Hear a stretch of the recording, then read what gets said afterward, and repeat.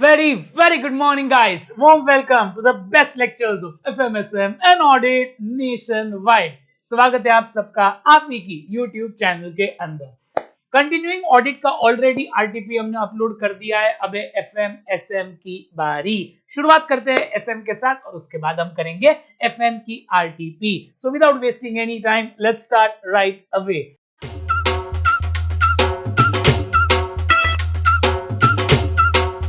Sir RTP से होता क्या है? आरटीपी से आपको एक नैक आता है, आपको एक फील आता है क्वेश्चंस कैसे टाइप के आ सकते हैं, आपकी प्रिपरेशंस कौन से लेवल तक की है, ओके, ताकि आप अकॉर्डिंगली प्रिपेयर कर सके। तो बहुत ज्यादा हेल्पफुल होता है आरटीपी, हमेशा देखना चाहिए ताकि समझ में आए what to expect in exams. ठीक है, लेट्स स्टार्ट राइट अवे। हम एसएम से शुरुआत करते हैं। क्वेश्चंस काफी इजी है। मैं थोड़ा थोड़ा, ये वैसे केस स्टडी की जरूरत नहीं है बट तो भी थोड़ा सा पढ़ लेते हैं ताकि एक आइडिया है। चालू करें। Yes sir. World needs to move fast at a speed of innovation that makes 6 months look like 60 years. Okay, मतलब हर 6 months should be like 60 years. इतना फास्ट हमें मूव करना है। It's the age of AI ऐसा बोलते हैं। Jayanta the founder of HEFA IO while speaking at technology conference in Hyderabad. ठीक है भाई। In 2009 ये केस स्टडी है। Jayanta was working on machine learning research at US college while he got an idea of technological research being automated. कुछ automation का idea आया. He thought what could happen if computers innovate themselves? World will change. His idea took the shape of AI consultancy in 2020, Hefia IO. मतलब computers का कुछ है, उन्होंने AI लाने की कोशिश की. IFIA had one vision to speed up innovation, and for this they hired the best people across the globe, all virtually. अलग अलग लोगों को उन्होंने एंगेज किया, सब virtually, all paid in equity with no organisation structure. अब आप थोड़ा सोचिए और पहला एमसीक्यू आपको आंसर मिल चुका है। अंडरलाइन करो इधर। ये अंडरलाइन क्यों नहीं हो रहा भाई? हो जा। ओके, मैंने अलग इसमें खोला है, चलो इसमें खोलते हैं।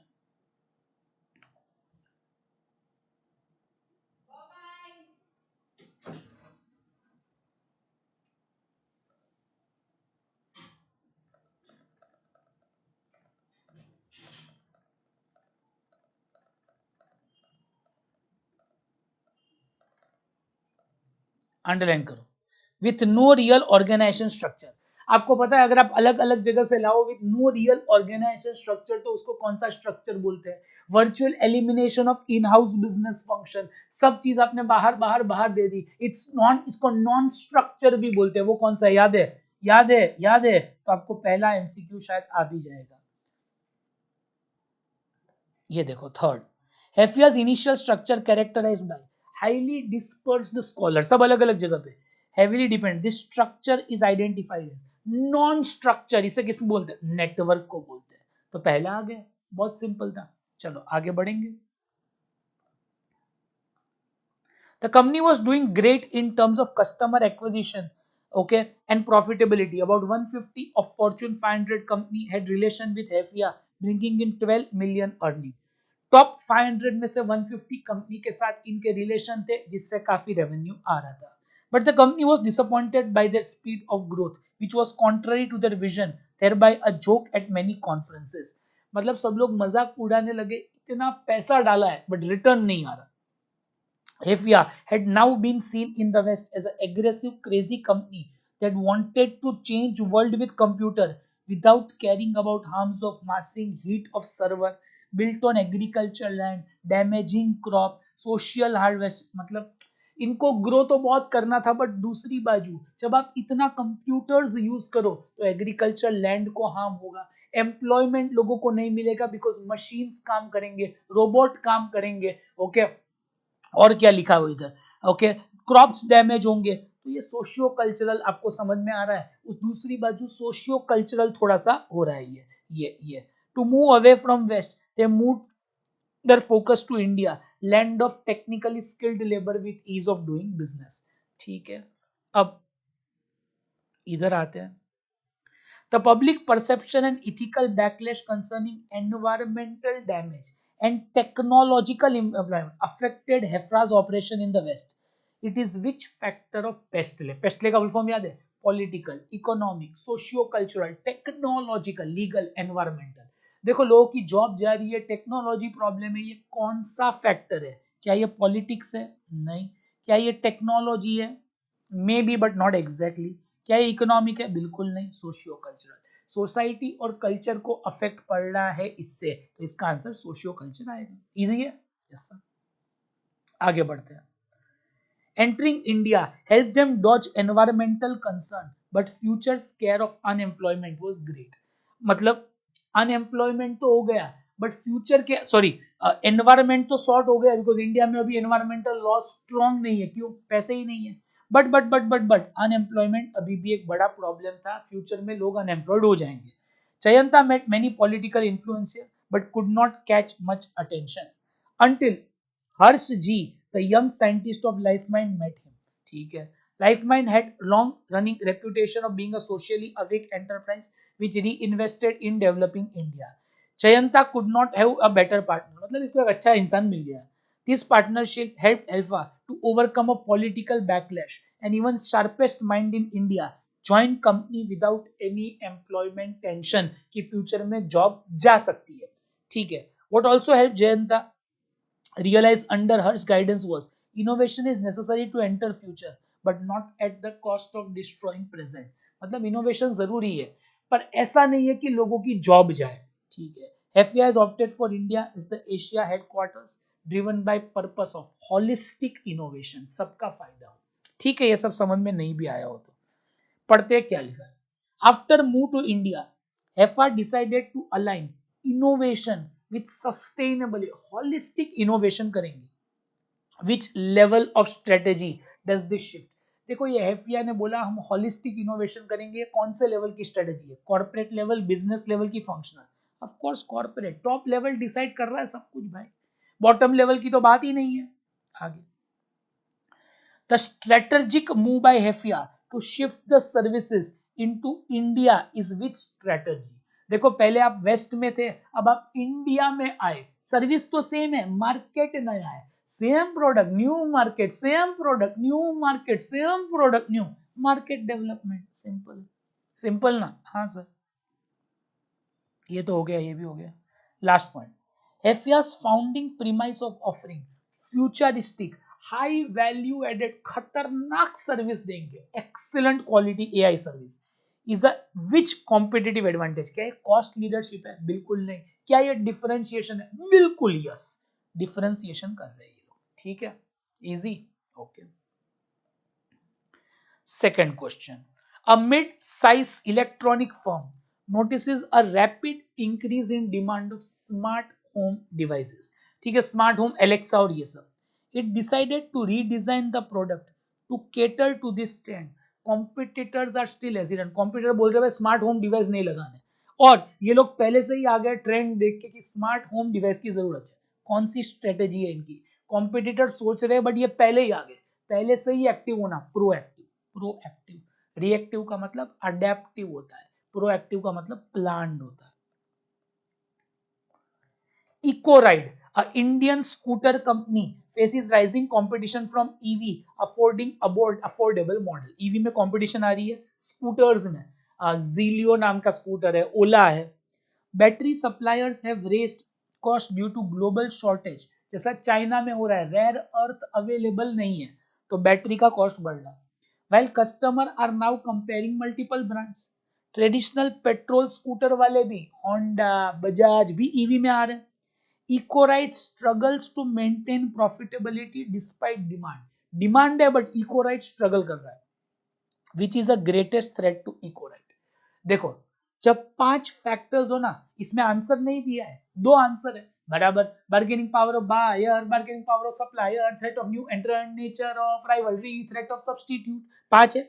अब जब पांचों दिया हो, इसमें 2 है, एक तो सप्लायर का टेंशन है, ओके, और दूसरा राइवलरी है। बट बुक में लिखा गया है पांचों में से सबसे स्ट्रॉन्ग कौन सा फैक्टर है? पहले आप याद करो, 1 सेकंड का ब्रेक। सर याद नहीं आया, राइवलरी। अपने तो अपने होते हैं, पर जब अपने ही अपने ना हो सके, वो सबसे बड़ा फैक्टर है, राइवलरी मार डालता है। तो सी, बुक में लिखा गया है सी इज द बिगेस्ट फैक्टर। कौन सी बुक में? Module. Okay. A financial service company wants to launch mobile first platform. The strategy is clearly defined and systems are automated. Employees are unfamiliar with technology and leadership style में क्या है? Strict hierarchy. Leader बोले strict भाई ऐसे ही काम होगा, इसका approval लो, इसका लो, इसका लो, इससे स्लो डिसीजन हो रहे हैं. Management wants to ensure new digital initiatives are there, which S needs to be aligned. Leadership की स्टाइल, कौन सा एस चेंज होना चाहिए? लीडरशिप की स्टाइल. पहला ए, डायरेक्ट सिंपल है, क्या बताए इसमें? लिखा ही है लीडरशिप स्टाइल में प्रॉब्लम है तो स्टाइल को बदलो. क्लियर है. In Indian automobile forms like Speedo and Turbo are in mid range segment. Okay, दो गाड़ी है स्पीडो टर्बो मिड रेंज में, focusing on fuel. Meanwhile Mercedes Audi Lux Drive and Elite dominate premium segment. ठीक है भाई. Each group has distinct marketing, distinct pricing, movement is also limited. What does this illustrate? देखो हर एक का अलग अलग group है, इसको क्या हुआ? Strategic group mapping. Okay, best company, worst company, medium company, price है, इसको स्ट्रेटेजिक ग्रुप मैपिंग बोलते हैं. खत्म हो गया. लास्ट क्वेश्चन दोस्तों. Technova a leading US. देखो conceptual clarity is the key. अगर आपके कॉन्सेप्ट स्ट्रॉन्ग है तो आपको सब टाइम पास लगता है. आप बोले मैं 8 केस स्टडी कर लू, 80 कर लू, 800 कर लू, फर्क ही नहीं पड़ेगा. Concept clear, game over. Technova a leading US robotics partners with Mechatron to jointly design and manufacture affordable industrial robots. ठीक है भाई, इनको रोबोट बनाना है. Both company agree to share technology. दो कंपनी साथ में आ गई, भाई तू मेरा कुछ यूज करना, मैं तेरा ही कुछ यूज करूंगा. Okay, jointly design manufacture robots. Both company agree to share technology, production and marketing to accelerate the entry and reduce cost. तो ये क्या है भाई? अलायंस है. Alliance strategic. अलायंस के अंदर पॉइंट है स्ट्रेटेजिक. 4 बेनिफिट है: इकोनॉमिक, स्ट्रेटेजिक, ऑर्गेनाइजेशनल, पॉलिटिकल. तो ये स्ट्रेटेजिक पॉइंट है, उतना तो डिटेल में नहीं पूछा है. Next question, chapter wise question होगा, 5 ही तो चैप्टर है. Aqua Pure is a reputed bottle and healthy drink company facing fierce competition from new players. This has made it challenging to retain customer as established soft drink brand are also launching healthy beverages. ये healthy drink और bottled water बनाती है. अब बड़ी बड़ी company भी healthy drinks में आ रही है. Company appointed Soumya to lead sales and marketing.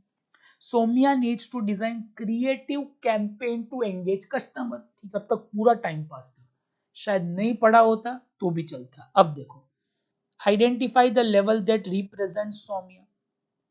Somiya sales और मार्केटिंग की हेड है, तो कौन सी हेड हुई? कॉर्पोरेट लेवल, बिजनेस की फंक्शनल. फंक्शनल लेवल, एक ही डिपार्टमेंट तो हेड कर रही है, functional level. Highlight the benefits of SM. खत्म भाई, पूछना क्या चाहते हो? Benefits of SM. खत्म. बोलो. डायरेक्टली मेमोरी टेक्निक्स है, कॉपी पेस्ट. ये देखो मैजिक बुक से पूरा, what is magic book, 30 page में पूरा एसएम खत्म. देख लो, उसी से आया, उसी से तो आया है. कॉन्सेप्ट क्लियर हो, बाद में तो कोई टेंशन ही नहीं है भाई. देख लीजिए.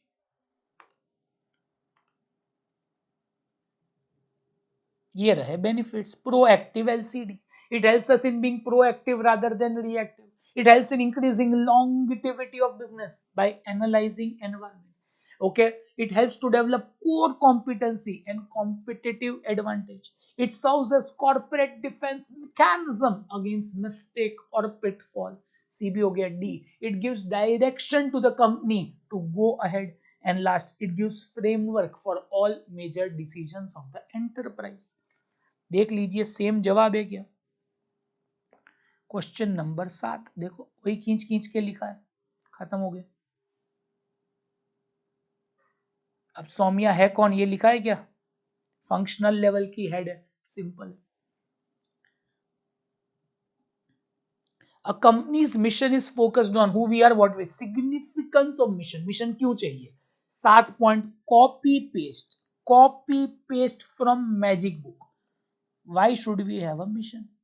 To ensure common purpose within the organisation, इसका तो एक्सप्लेनेशन भी नहीं है. To establish general tone of the organisation, it gives us basis for allocating organization resource, it gives us basis for motivating use of organization resource to serve as a focal point for organization purpose and direction. It gives work structure for achieving objective and goal. It specifies organization purpose, translate that purpose into goal that can be achieved in terms of, that can be measured in terms of cost, time and performance parameter. Copy paste. देखना क्या यही लिखा है. Big yes, आप मुंबई आ सकते हैं, ये देख लो. Same point copy paste. कितना सिंपल है. आगे बीकॉम में भी ज्यादा पन्ने होते हैं, इतने से भी सिंपल लग रहा है. Riya Sharma owns a confectionery business in Jaipur specializing in homemade chocolate and candy. Despite holding substantial market share, her business is reducing. Concerned about dynamics, Riya appoints a consultant. Consultant ने क्या बोला? Competitive landscape करे, competitive intelligence करे. कौन से step है competitive landscape में? Simple 5 step.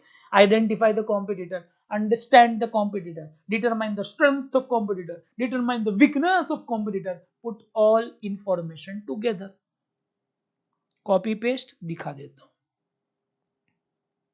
थोड़ा सा भी दिमाग नहीं लगाना, पूरा मैजिक बुक छाप दिया इन्होंने भी.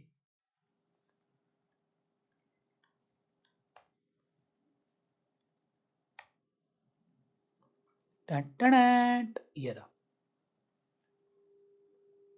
देखने की भी जरूरत नहीं है. आगे बढ़ेंगे. एस्पल माइकर porter, intense rivalry among competitors reduces the attractiveness and profitability. Explain situations when rivalry is more. Simple question. कब rivalry ज्यादा होती है? Same copy magic book से मैं बता देता हूँ. When industry has no leader, when there are lot of competitor, fixed cost, exit barrier, product differentiation, slow growth. Copy paste. मैं बोलता हूँ 2 सवाल आ सकते हैं, एक ये वाला थ्रेट वाला और एक ये वाला. तो दूसरा पूछा है कब राइवलरी ज्यादा है, देख लो सेम पॉइंट्स.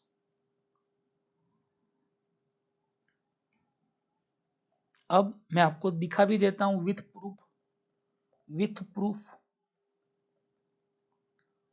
सेम 6 पॉइंट है. इसी के साथ समाप्त होता है चैप्टर 2 भी. आ जाइए चैप्टर 3 में. आपको लग रहा है केस स्टडी है, बट कोई केस स्टडी नहीं है. सिंपल वेनिला क्वेश्चंस हैं. Eco, a leading infrastructure company, is planning to launch large-scale smart city project. The project involves multiple stakeholder, government body, investor, supplier, etc. To ensure smooth execution, management want to analyze stakeholder. Stakeholder के लिए कौन है? Mendello. Mendello आया, खुशहाली लाया. How can EcoBuild use Mendello to analyze and manage various stakeholders? तो मेंडेलो क्या बोलता है? सब स्टेक होल्डर को 2 पार्ट में डिवाइड करो. Power, interest. Number 1 identify stakeholder. Second point classify stakeholder based on power and interest. Okay. उसके बाद कैटेगरी में देखो कौन सी कैटेगरी में आता है, उसके अकॉर्डिंग प्रायोरिटी दो. हाई पावर हाई इंटरेस्ट की player, low power low interest low priority, high power low interest, किसका? Power keep satisfied, government. Power ज्यादा इंटरेस्ट कम. Exact opposite, high interest low power, किसका? जबरदस्त इंटरेस्ट हो, पावर कम हो. Keep informed employees. Simple.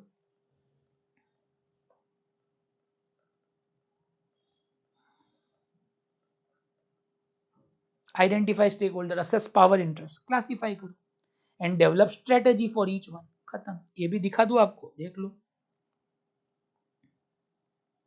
Chapter बदला बट मैजिक बुक से पूछना ना बदला.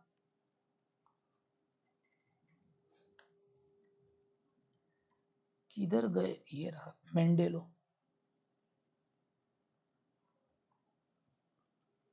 Next question.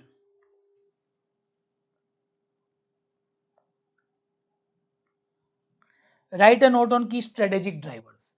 Strategic drivers are those things that differentiate our strategy as compared to others. कितने ड्राइवर्स है? 5 है.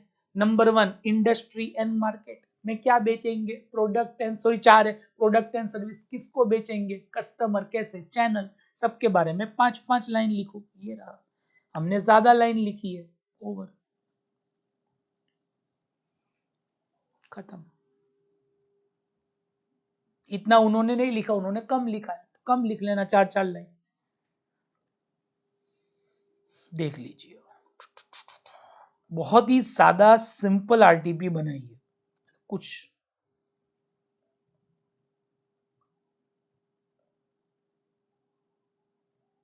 नेक्स्ट चैप्टर 4 पे आते हैं. चैप्टर 4 पे क्या क्वेश्चन है? Renovate electronics, a company engaged in manufacturing consumer appliance since 2010 is doing well till 2022. एक सीमित समय होता है हर कंपनी का, आपको पता होगा ना. PLC, introduction, growth, maturity, decline पे आती है company. However, thereafter its market share started declining. The company started making loss, which affected cash flow. Consequently, employee morale also deteriorated. Board of directors of the company decided to continue by focusing on improving internal efficiency. To achieve this, BOD is making a plan with a revamp of top management को बदलने का सोच रहे. Company अच्छा नहीं कर रही. Which strategy shall we follow? अब जब अच्छा नहीं कर रही तो रिट्रेंचमेंट के 3 स्टेज है: turn around, divestment, liquidation. Also outline the stages involved in action plan for implementing strategy. Stages, action plan तो एक में ही है, टर्न अराउंड में सिंपल. नहीं भी आता हो तो वैसे डायरेक्ट ही आ जाएगा, नहीं भी आता हो तो ये पढ़ के आ जाएगा. स्टेजेस से आता है. एक्शन प्लान कितने स्टेजेस है? 5. Assessment of current problem, analyze situation, develop a strategic plan, implement emergency action plan, restructuring the business, returning to normal. देख लीजिए.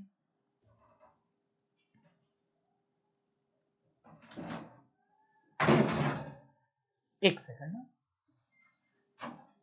લેક્ચર ચાલે, લેક્ચરમાં અલાઉડ નથી, લેક્ચર ચાલે છે, લેક્ચરમાં અલાઉડ નથી. જો જલ્દી વયા જાવ ઉપર, થોડીક વારમાં હું આવીશ. ઓકે? ના ના ના, થોડીક વાર પછી જાઓ. લેક્ચર ચાલે છો? ક્યાં છે રેખા દીદી? હા તો થોડીક વાર રેખા દીદી પાસે હું આવું થોડીક વાર. Okay, bye. રમશો? હા, રમશો ને તમે? હું થોડીક વારમાં આવીશ.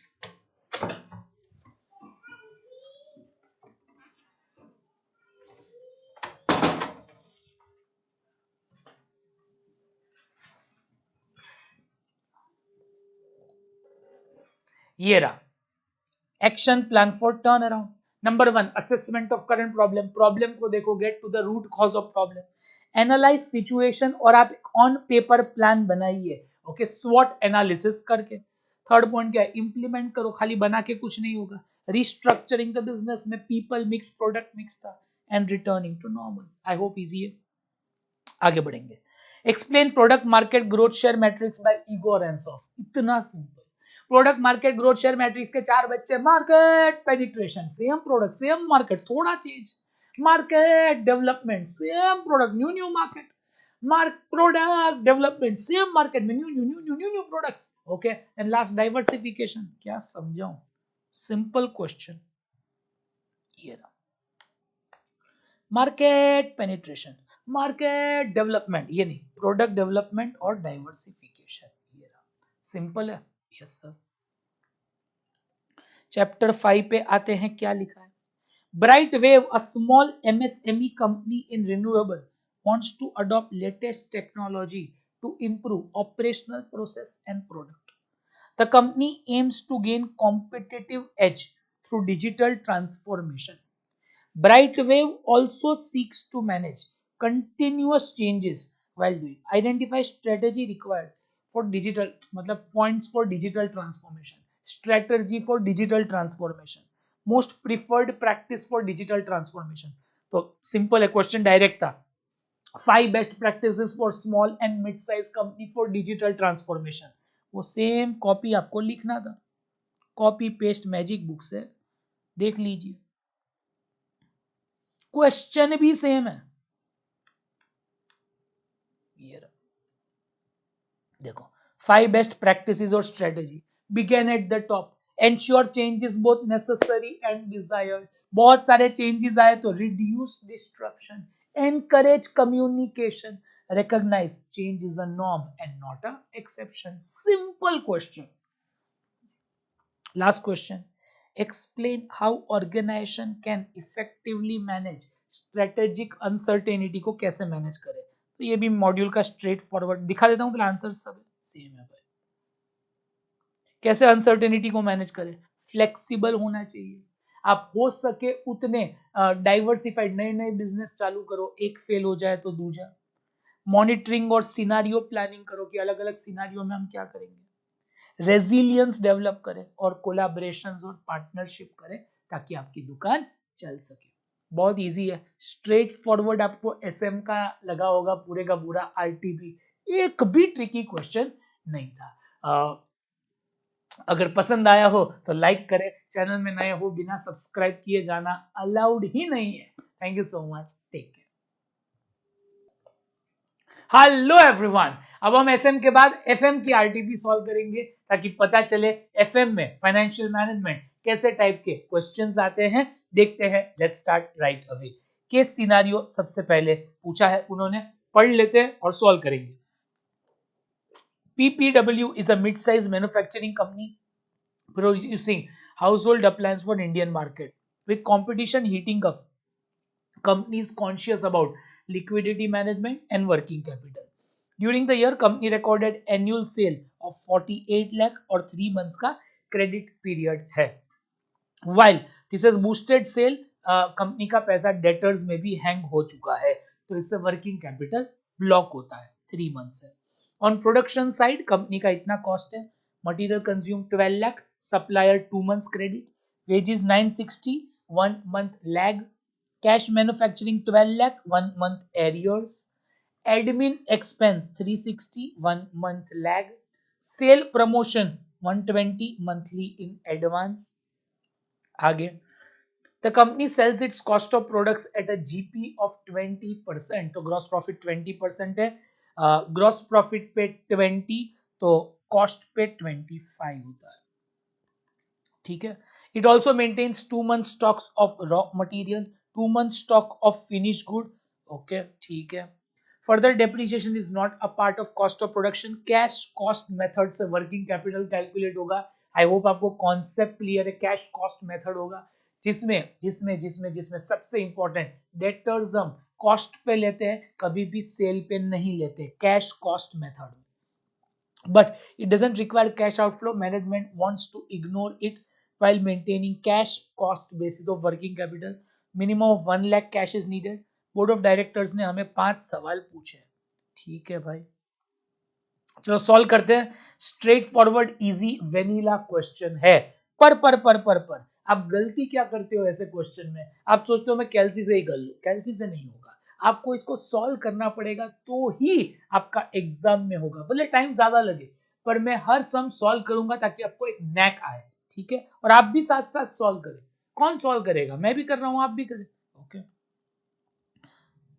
Question number 1, working note, 2 working note बनेगी, एक वर्किंग कैपिटल, एक calculation of cost of production and sales, ठीक है, कॉस्ट ऑफ प्रोडक्शन भी निकालेंगे, कॉस्ट ऑफ सेल भी निकालेंगे, तो पर्टिकुलर्स रुपीस रुपीस, ठीक है। स्टार्ट करें। सबसे पहले थोड़ा सा मैं हैंड राइटिंग ऐसे होंगे ताकि आपका टाइम वेस्ट ना हो, ठीक है। Material consumed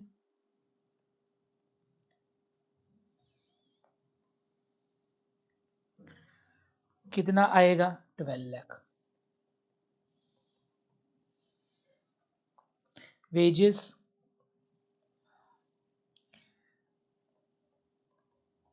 960, cash manufacturing 12 lakh,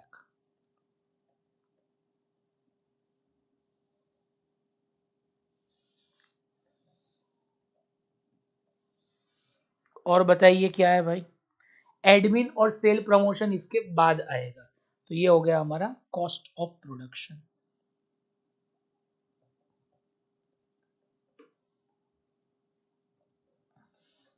मारो टोटल 12 लाख 960 12 लाख 33,60,000। इसमें दो खर्चे और ऐड कर दो। एडमिन एक्सपेंसेस कितना है 360 और एक खर्चा ऐड कर दो सेल प्रमोशन 120।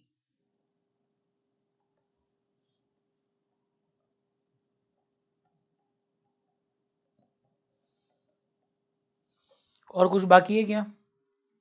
बिल्कुल भी नहीं। अब मारो टोटल, ये आ गया कॉस्ट ऑफ सेल। इन सब का टोटल 30, मैं सबका एक साथ मार देता हूं 38,40,000। डेटर्स इस पे आएगा। अगर क्रॉस वेरीफाई करना है इसीलिए कर रहा हूं, बाकी जरूरत नहीं है। सेल निकालने की जरूरत नहीं है। 20% ऑन जीपी था, 20% ऑन सेल था, बराबर। अब 25% ऑन कॉस्ट होगा। तो एड प्रॉफिट 25% करो 960। सेल का फिगर खाली मैच करने के लिए कर रहा हूं, जरूरत बिल्कुल नहीं है। 48 लाख, ठीक है, ओनली टू मैच। ओके, आगे बढ़ेंगे। Working note 2, calculation of working capital.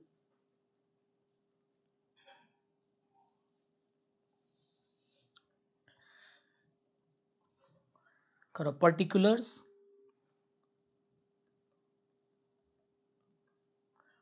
Period, working amount in rupees. Fast fast करेंगे तो गलत होने के पूरे आसार है, ठीक है, तो इसीलिए शांति से करेंगे। बोलो वर्किंग कैपिटल में क्या क्या आएगा? करंट एसेट, करंट लायबिलिटी खत्म, नंबर 1 करंट एसेट्स, छोड़ दो 5-6 लाइन, करंट लायबिलिटी,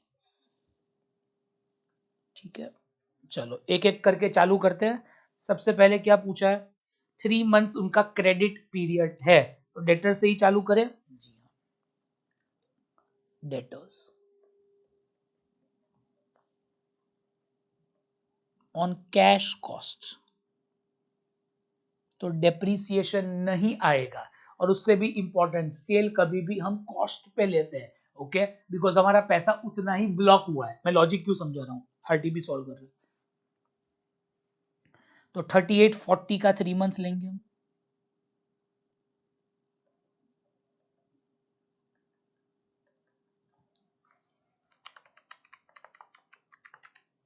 $960। आ जाइए दूसरा, मटेरियल नहीं, कैश नहीं, ये नहीं, ये नहीं, डायरेक्ट आ जाइए इधर। 2 मंथ्स का रॉ मटेरियल स्टॉक रखना है, तो stock of raw material, stock में दो आरएम और एफजी। आरएम 2 महीने का और एफजी कितने महीने का है? एफजी है कितने महीने का? 2 महीने का एफजी भी है, 2 मंथ्स, ठीक है। तो आरएम का ऊपर से ले लेते हैं 12 लाख इंटू 2/12, और एफजी उसी के नीचे 3360 आएगा, टोटल कॉस्ट पे आएगा 3360, 3360 इंटू 2/12,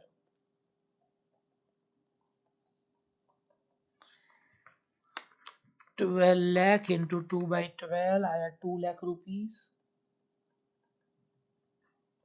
3360 इंटू 2/12 आया 560।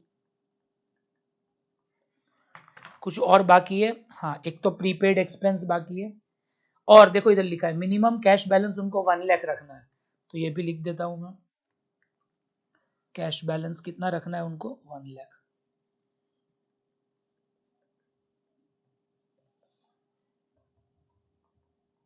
अब एक चीज और बाकी रह गई, ये रहा, sale promotion monthly in advance. तो advance prepaid sale promotion, prepaid sales promotion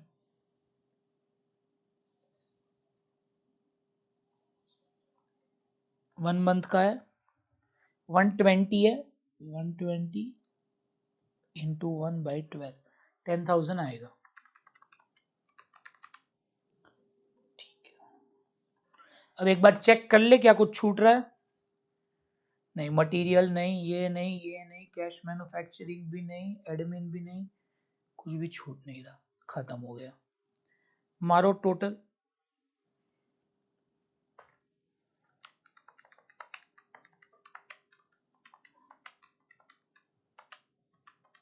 $1830। अब लोग करंट लायबिलिटी जल्दी जल्दी ले लेते हैं। मटेरियल सप्लायर को 2 मंथ्स क्रेडिट, तो क्रेडिटर्स आ गया,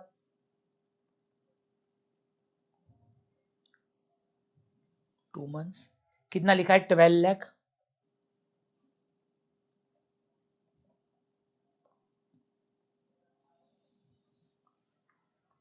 वेजेस 1 मंथ लैग,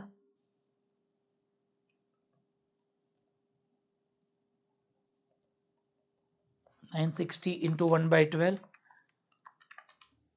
80,000। और क्या है, cash manufacturing 1 month in arrears 1 lakh,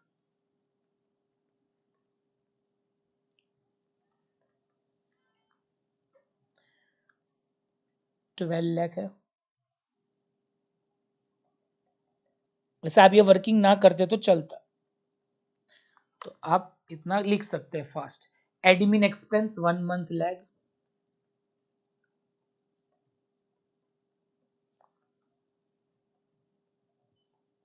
because MCQ है, बाकी आपको करना पड़ता। 30,000। कुछ छूट रहा है, नहीं, खत्म हो गया। मारो टोटल, 2 लाख, 1 लाख, 80,000, 30,000, 4 लाख 10,000। अब उन्होंने क्या बोला है, 15% मार्जिन, ये भी लिखा है, ठीक है, एज्यूमिंग 15% मार्जिन, अभी नहीं पूछा है, तो हम वर्किंग कैपिटल निकाल लेते हैं।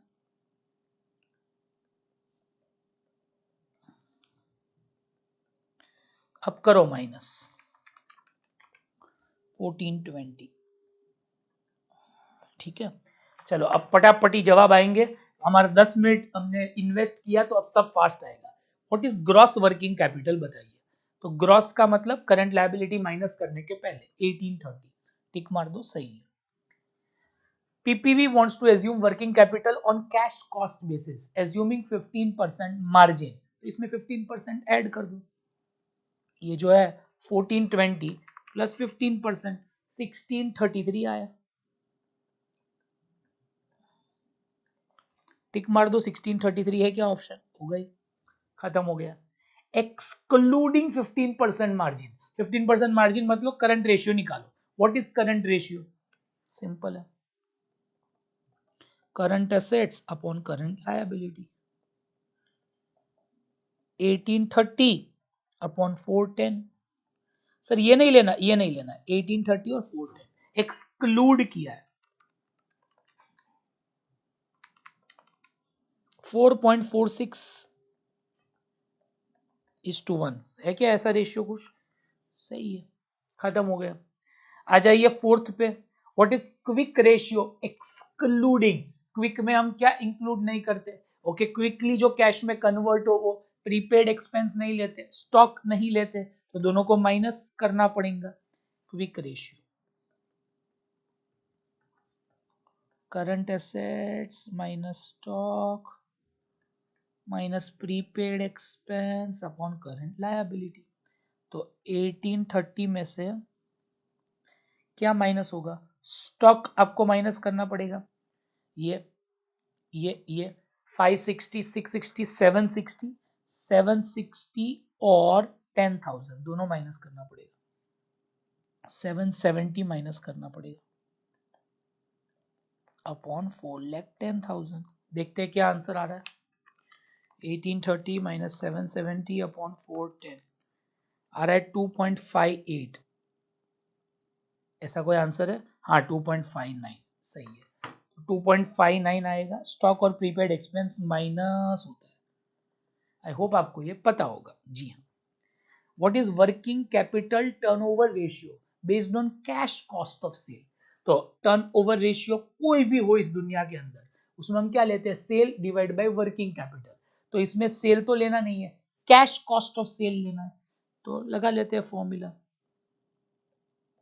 Working capital turnover ratio is equal to cash cost of sale upon working capital. बताइए कैश कॉस्ट ऑफ सेल कितना है? 48 लाख नहीं आएगा, 3840 आएगा। क्लियर है? 3840 है तो आप लिख दो इधर 3840। भाई किधर गायब हो गया तू? 3840 डिवाइड बाय, बताइए वर्किंग कैपिटल कितना है? 1420 है। यस सर,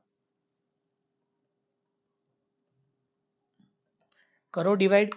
3840 अपॉन 1420 2.70 टाइम्स आ गया।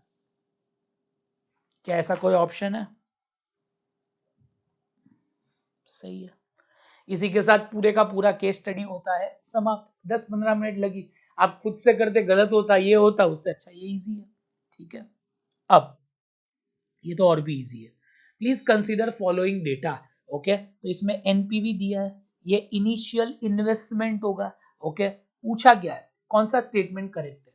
जब जब याद रखना एनपीवी और इनिशियल इन्वेस्टमेंट दोनों दिया हुआ है और बहुत सारे प्रोजेक्ट है। ओके, तो आपको क्या करना है? प्रॉफिटेबिलिटी इंडेक्स निकालना है, वो बेटर होता है। इधर वही पूछा है, project A is based on pi, based on pi, based on pi. तो प्रॉफिटेबिलिटी इंडेक्स कैसे निकलेगा? Present value of cash inflow divided by present value of cash outflow. जिसका आंसर सबसे ज्यादा है वो विजेता।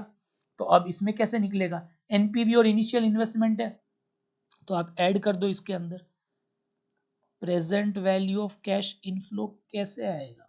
इनिशियल इन्वेस्टमेंट में एनपीवी को ऐड करो, तो ये 75 होगा, 120 होगा, 175 होगा। अब आप निकाल लो पीआई, प्रॉफिटेबिलिटी इंडेक्स। कैसे निकलेगा? Present value of cash inflow upon present value of cash outflow. Initial investment 75 upon 60 आया इसका 1.25।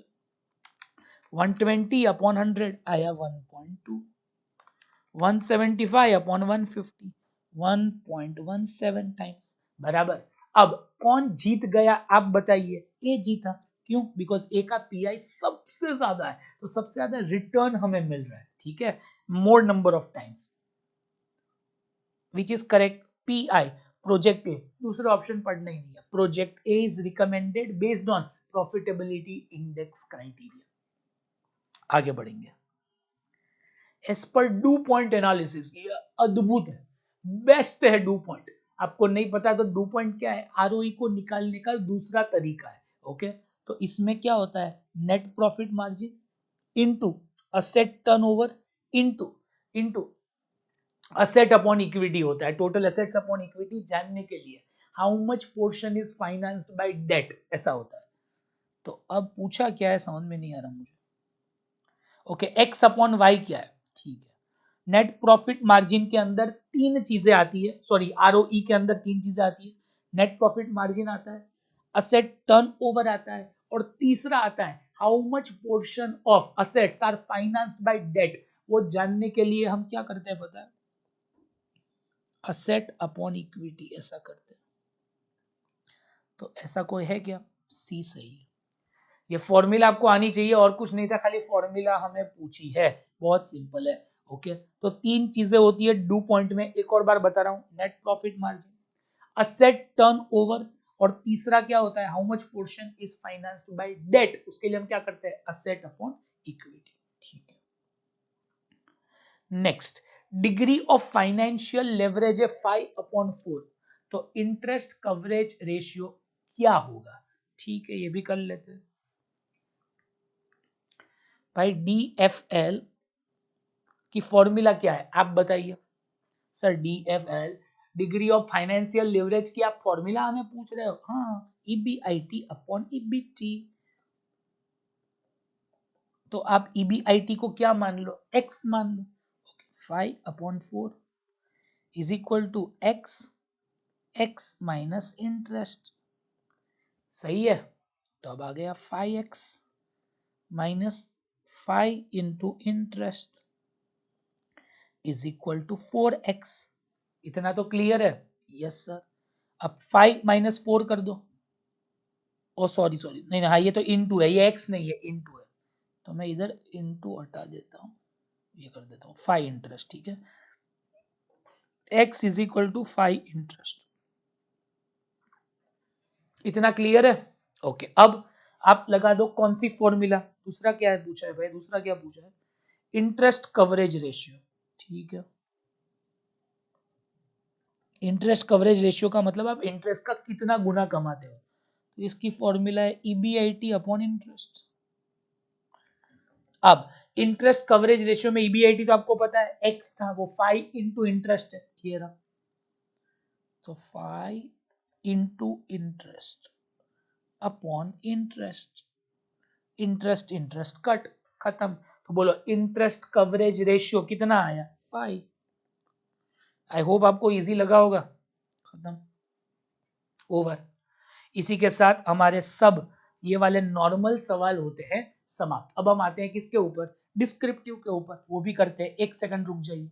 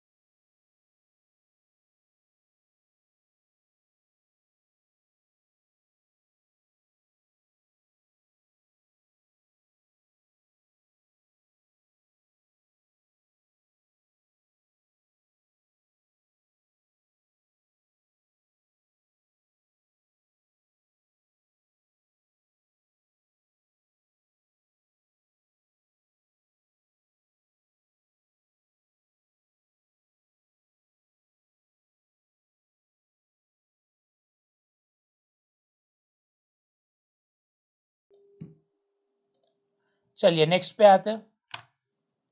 नेक्स्ट सवाल किसका है? रेशियोज का है। पढ़ते हैं क्या लिखा है। ABC a listed company is a renowned player in pharma sector। तो फार्मा के ये चैंपियन है। Company has availed CC from X bank, namely CC, term loan, working capital, letter of credit. The strategic mix of various credit facilities showcase balanced approach towards leverage and risk management। मतलब थोड़ा सा loan भी ले रही है। Company has 1 lakh shares of 10 each। उनके shares premium पे trade कर रहे हैं 20% पे। 10 के 20% प्रीमियम मतलब 12 रुपीज उनका मार्केट प्राइस है। कैसे समझ में आया सर, एक और बार बता दो। 10-20% premium. Company yields a healthy return, however it operates in a tax where 50% tax है उनका। ठीक है, अब तक कुछ भी नहीं दिया है। 1 लाख शेयर है, 10 रुपीज के, 20% premium, 50% tax. At the beginning, company went for reorganization of capital structure। पूरा कैपिटल स्ट्रक्चर चेंज हुआ। शेयर कैपिटल 40% और बाकी सब दिया हुआ है, ठीक है। अब टर्म लोन जो भी अमाउंट है वो 5 इंस्टॉलमेंट में रीपे होगा। Since first instalment is not yet paid as a part of periodic review to ensure compliance, bank requested company to furnish a report duly certified by charter accountant. तो एक report मांगा bank ने भाई, CA sign करे उस report पे और उसमें इतने रेशियोज कवर हो।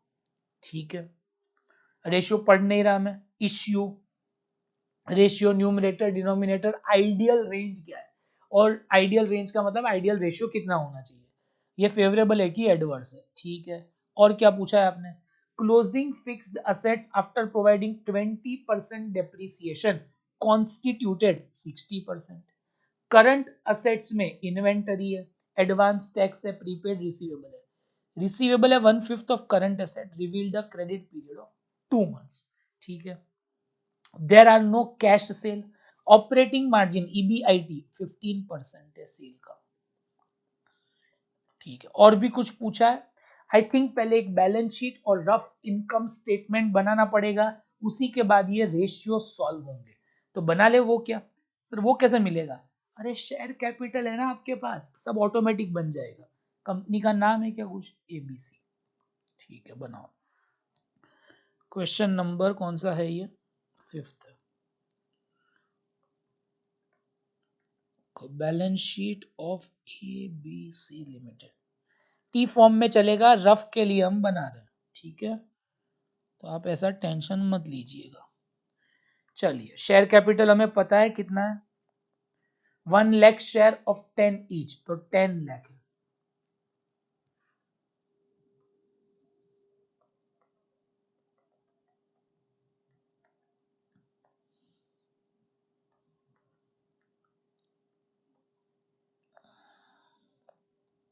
शेयर कैपिटल है 40%, 10 लाख। देखो 40 इतना, तो बैलेंस शीट का टोटल कितना, पहले वो निकाल ले।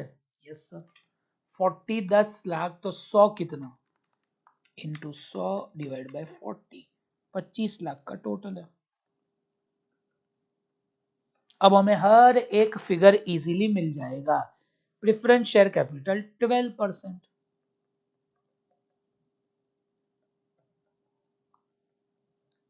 तो ये 10% है। 12% तो रेट है, बाकी है 10%, तो 25 लाख का 10% 2,50,000। इजी। अब अदर शेयर होल्डर फंड 15% है, तो रिजर्व्स एंड सरप्लस पकड़ लो आप।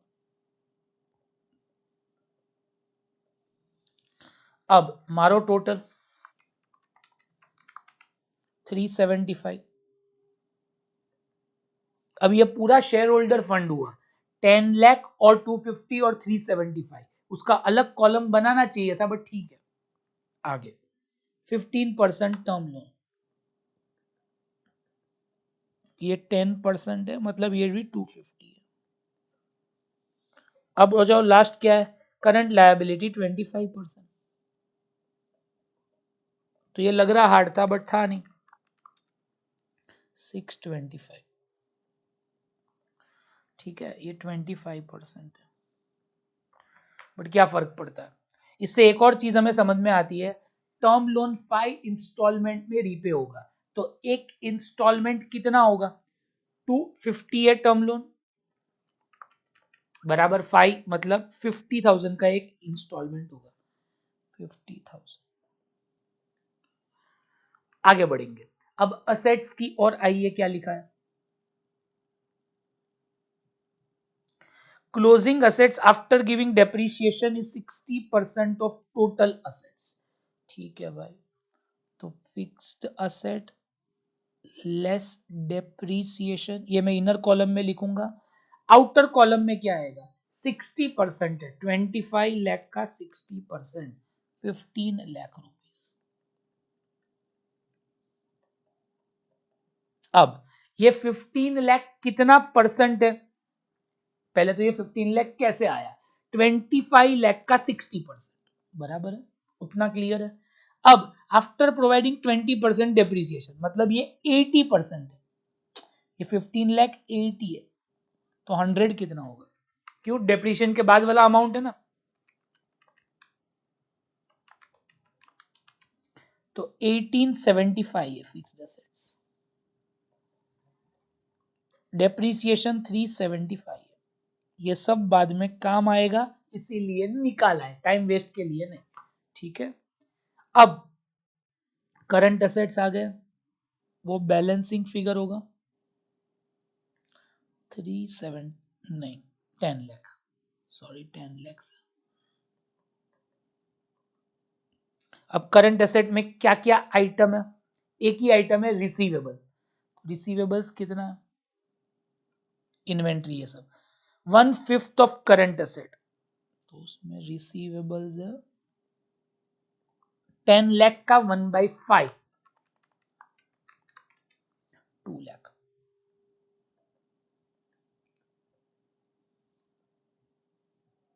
अदर हो गया 8 लाख। ठीक है भाई, आई होप आपको इतना क्लियर है। अब एक इनकम स्टेटमेंट बना लेते हैं रफ वाला।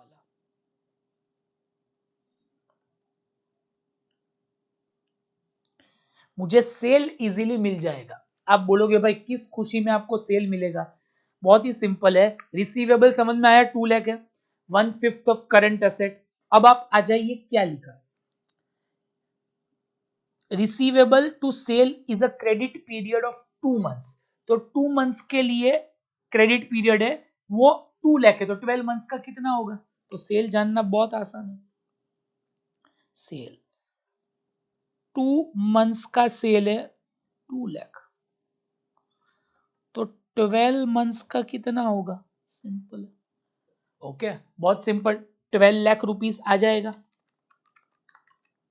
सेल्स आ गया 12 लाख। अब ईबीआईटी कितना है आप बताइए, आप बताइए, आप बताइए। 15% है।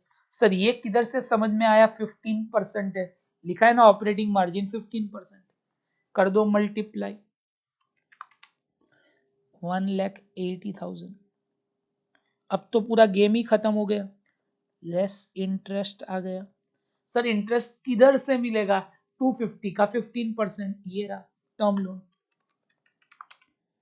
37,500। अब आ गया EBT earning before tax 180 minus 37,500 142,500, less कर दो टैक्स। सर टैक्स आपको याद है कि भूल गए? 50% है, मुझे तो याद है 71,250।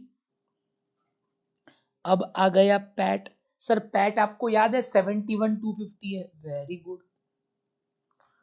उसके बाद लेस प्रेफरेंस डिविडेंड, ओ ये भी है, जी हाँ ये भी है। 250 का 12% बराबर 250 का 12% 30,000। आ गया earnings to equity shareholder, कितना है? 71,250 minus 30 41,250। Number of equity shares कितना? 1 लाख है, 1 लाख शेयर 10 रुपीज, 10 लाख याद है, ये रहा देख लीजिए 1 लाख है। खुल जा खुल जा खुल जा। ईपीएस कितना हो गया? 41,250 अपॉन 1 लाख, 0.4125 ईपीएस हो गया। अब कोई भी रेशियो उठा के पूछ लो, सब सॉल्व हो जाएगा बराबर। अब रेशियो आप बोलो। पहला, indicate the composition of capital structure in terms of debt and equity। तो आपको डेट इक्विटी रेशियो निकालना है, सिंपल है। पहला debt equity ratio, debt upon equity. तो बोलो डेट कितना है? 250 है और बाकी ये सब इक्विटी है, तो करो 250। ऐसा अलग पूछा होगा तो टेंशन मत लेना, और डेट इक्विटी ही होता है। इक्विटी में 3 चीजें ऐड करो, 10 lakh 250 375 1625।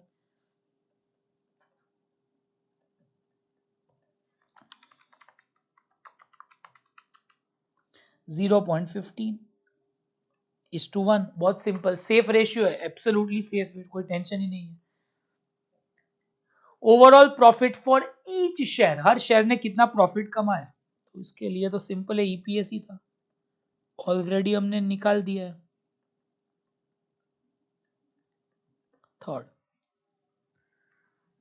Market response of equity share holder investment, market response कितना है बराबर, तो मार्केट रिस्पॉन्स के लिए हमें मार्केट प्राइस अपॉन ईपीएस निकालना पड़ेगा। ओके नहीं, एक्सपेक्टेशन, ओके ये नहीं, ये रहा market response of equity share holder investment, इसके लिए market price divide by book value आपको करना पड़ेगा। Okay, market response of equity share holder investment, market response कितना है, मार्केट रिस्पॉन्स जानने के लिए को मार्केट प्राइस अपॉन ईपीएस करना पड़ेगा, sorry market price upon book value करना पड़ेगा। मार्केट प्राइस इतना है, बुक वैल्यू इतना है, देख लेते हैं इसके लिए इन्होंने क्या किया है। थर्ड के लिए क्या किया है आपने, दिखा दो दिखा दो दिखा दो।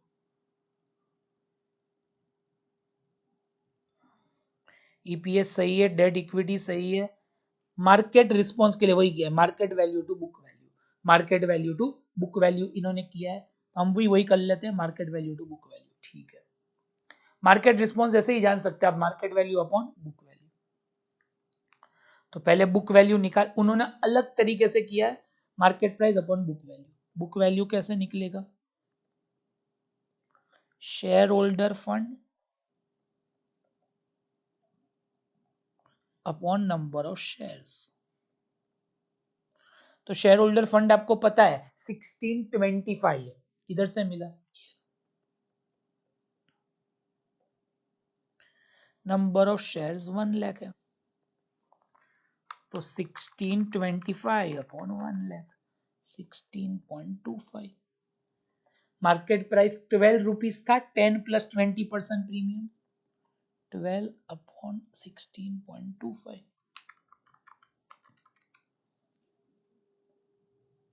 0.74, अंडर वैल्यूड शेयर है, बुक वैल्यू जितना भी नहीं है, बट ठीक है। लास्ट है हमारा, क्या पूछा है अब, ऊपर आजा ऊपर आजा ऊपर आजा ऊपर आजा, राजा राजा राजा, ये रहा, expectation of equity share holder about earning of the firm, तो अर्निंग के कंपैरिजन में कितने टाइम्स पे ये शेयर ट्रेड हो रहा है, इसको पी रेशियो बोलते हैं, expectation of equity shareholder as per earning, PE ratio, market price upon EPS, market price है 12 रुपीज, 10 प्लस 20% प्रीमियम आपको याद हो तो देख लेना, और ईपीएस है 0.4125, तो कितने टाइम्स ट्रेड हो रहा है, 29.09 टाइम्स। ठीक है, सब रेशियो निकल गए, एक ही रेशियो थोड़ा सा नया था, वो ये था मार्केट रिस्पॉन्स ऑफ इन्वेस्टमेंट, मतलब हमारी बुक वैल्यू के सामने मार्केट वैल्यू कितनी है। अब और भी रेशियोज इन्होंने पूछे हैं,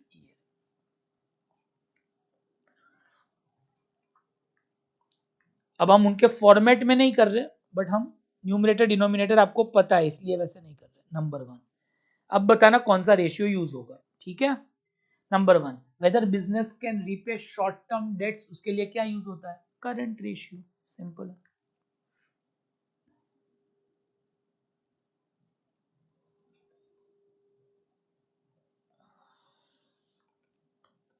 current assets upon current liability, बताइए करंट एसेट तो आपको पता है 10 लाख है, करंट लायबिलिटी भी पता है 625 है,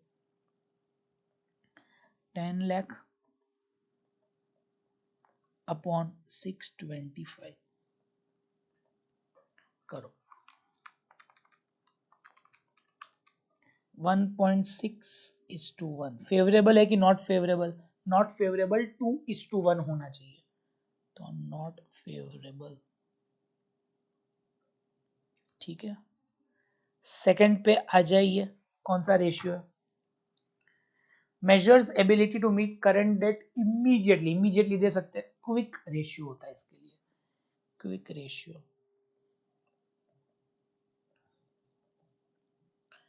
current assets minus stock minus prepaid expense upon current liability. तो करंट लायबिलिटी तो हमें पता है 625 है। अब इसमें इनका क्या क्या है, एक तो रिसीवेबल भी इमीडिएट नहीं हो सकता, इसमें क्या लेंगे, एक तो ये इसका ब्रेकअप भी नहीं है,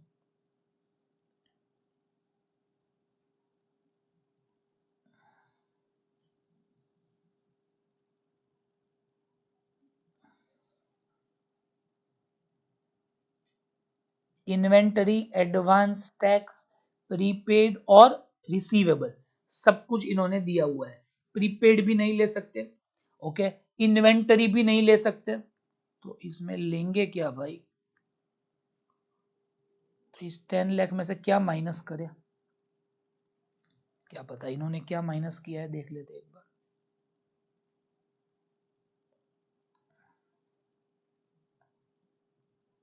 बैलेंस 8 लाख ही है ये रहा, ओनली रिसीवेबल लिया है, मतलब खाली रिसीवेबल लेंगे बाकी कुछ नहीं लेंगे। ठीक है भाई, ऐसा ही किया है। हाँ, क्विक असेट में ओनली रिसीवेबल लिया है, हाँ सही है। रिसीवेबल में भी टाइम लगता है एक्चुअली, 2 महीना, तो वो भी क्विक नहीं है, बट ठीक है, क्या कर सकते हैं, कुछ है ही नहीं तो। करो 2 lakh divide by 625.32 is to 1, ये भी नॉट फेवरेबल है। आ जाइए थर्ड पे, क्या पूछा है भाई, measures ability to meet commitment of various debts like interest, installment। क्या ये देखो, खाली इंटरेस्ट नहीं है, खाली इंटरेस्ट के लिए इंटरेस्ट कवरेज रेशियो है, इसमें इन्होंने मल्टीपल चीजें पूछी है, ओके, तो इसमें डेट सर्विस कवरेज रेशियो आता है, ओके, बिकॉज इंटरेस्ट और इंस्टॉलमेंट दोनों पूछा है, तो डेट सर्विस कवरेज रेशियो आएगा, डेट सर्विस कवरेज रेशियो, बाकी खाली इंटरेस्ट कवरेज रेशियो आता है, ठीक है, तो डेट सर्विस कवरेज रेशियो इसमें आएगा, और इसका आइडियल रेंज भी 2:1 होता है, ओके।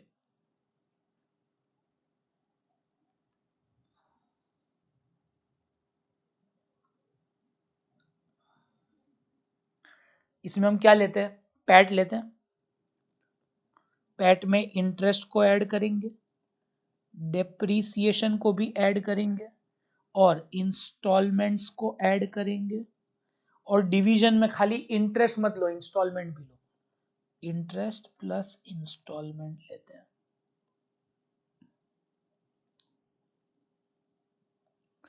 तो पैट हमारे पास है क्या, आप बोलो, हाँ है, ऊपर से ही मिल जाएगा। प्रॉफिट आफ्टर टैक्स कितना है हमारा, 71,250। इसमें आप इंटरेस्ट कितना पैसा अवेलेबल है डिवाइड बाय कितना है, तो इंटरेस्ट कितना है बताइए, 37,500।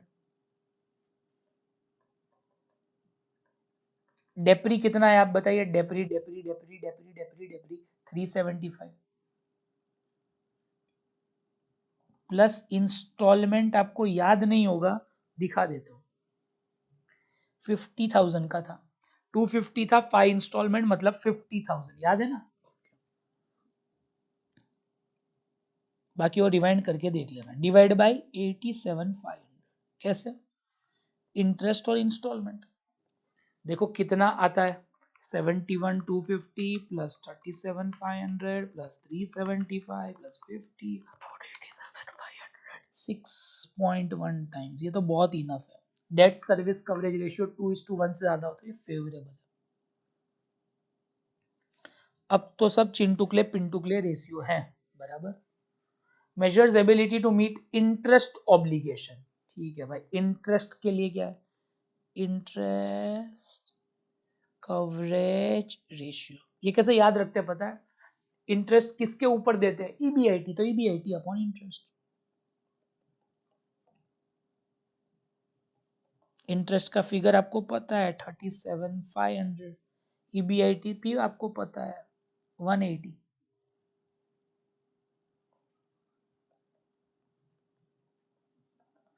करो 180 अपॉन 37,500 4.8 टाइम्स, ये भी फेवरेबल है।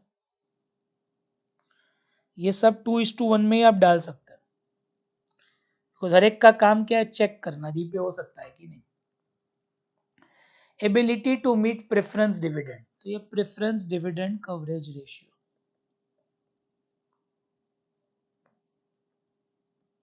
सिंपल फॉर्मूला है, पैट अपॉन प्रेफरेंस डिविडेंड। कैसे याद रहता है? अरे प्रेफरेंस डिविडेंड किसके ऊपर देते हैं? पैट के ऊपर।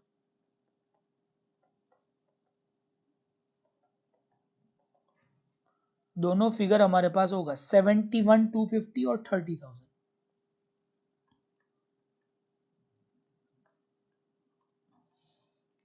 ये भी 2:1 से ज्यादा है, तो ये भी फेवरेबल है।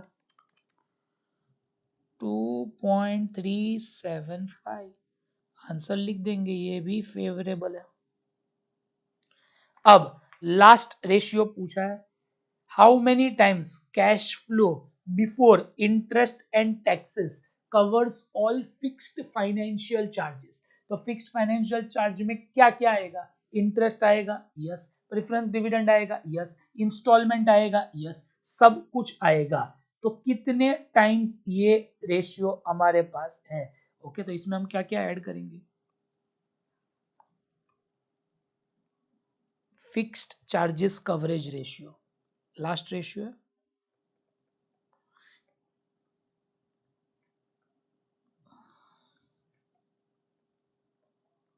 ईबीआईटी है के अंदर, ईबीआईटी में से ही तो देते हैं, तो प्लस डेप्री करो बिकॉज वो नॉन कैश है, तो वो भी अमाउंट हमारे पास अवेलेबल है। क्या देने के लिए? इंटरेस्ट और ईएमआई, इसमें प्रेफरेंस डिविडेंड नहीं लेते। इंटरेस्ट प्लस ईएमआई, तो ईबीआईटी हमारे पास है क्या? डेफिनेटली है, बिग यस। ईबीआईटी 180 है, प्लस डेप्री कितना है? 375। 375 ही है ना, बैलेंस शीट से मिल जाएगा। हाँ, इंटरेस्ट कितना है? 37,500 प्लस कर दो 50,000। करो प्लस, क्या है? 5,55,000 डिवाइड बाय 87,500,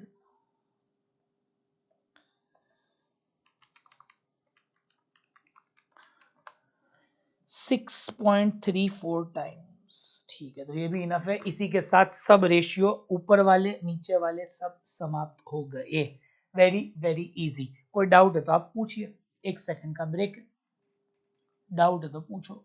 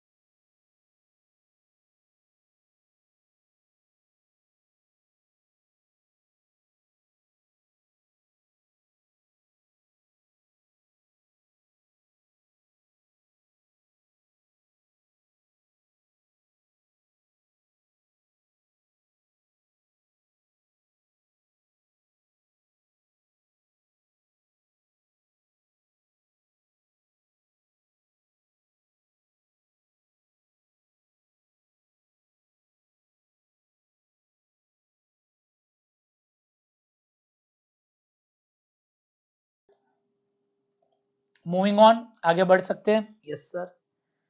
नेक्स्ट पे आ जाइए, कॉस्ट ऑफ कैपिटल चैप्टर है। क्या पूछा है? ये सम है, पूछा क्या है वो देख लेते हैं। You are required to calculate cost of equity share, preference share, convertible debenture, retain earning और टर्म लोन। ठीक है, सबका कॉस्ट निकालना है, सिंपल है। Very good. वेटेड एवरेज नहीं पूछा है, अच्छा थैंक यू भाई, थैंक यू थैंक यू। आ जाइए 6th, कॉस्ट ऑफ कैपिटल। चालू करते हैं उल्टे से, पहले हम कौन सा लेंगे, इक्विटी ले लेते हैं। ओके, तो equity share capital,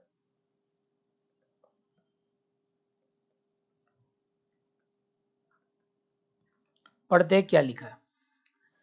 default interest free rate है 6%, आरएफ दिया है, risk premium RM minus RF दिया है 8% और बीटा दिया है। 1 सेकंड का काम है, सीएपीएम मॉडल के हिसाब से RF plus beta RM minus RF. बताइए आरएफ कितना है, 6% है, कर दो। बताइए बीटा कितना है, beta beta beta beta beta beta beta 1.54 है। RM minus RF risk premium direct दिया है 8%, तो के ही तो आ भी गया 18.32। आपको पता है जो कॉस्ट ऑफ इक्विटी होता है वही कॉस्ट ऑफ रिटेन अर्निंग होता है, तो कॉस्ट ऑफ रिटेन्ड अर्निंग्स भी कितना है, 18.32 इज इक्वल टू के। क्लियर है? Yes sir. अब आ जाइए, ये हो गया, ये हो गया, ये बाकी है preference share, KP KP not Kevin Pietersen, preference share. क्या फॉर्मूला है, KP is equal to PD plus RV minus NP upon N divide by RV plus NP upon 2। बताइए, प्रेफरेंस डिविडेंड दे दे भगवान, दे दे भगवान के नाम पे, भगवान के नाम पे दे दे प्रेफरेंस डिविडेंड। तो 36 लाख मत लेना, हम पर शेयर ले रहे हैं, 100 रुपए का शेयर है, 15% है तो 15। आरवी कितना है, आरवी रिडम्पशन वैल्यू देखते हैं कितना है। Redeemable after 8 years is currently selling at 150, तो अभी 150 में बिक रहा है। रिडीमेबल पार है 100 रुपीज में, ठीक है। 100 माइनस नेट प्रोसीड 150 लेना, अभी की प्राइस 150 है। 8 years लिखा था, 8 years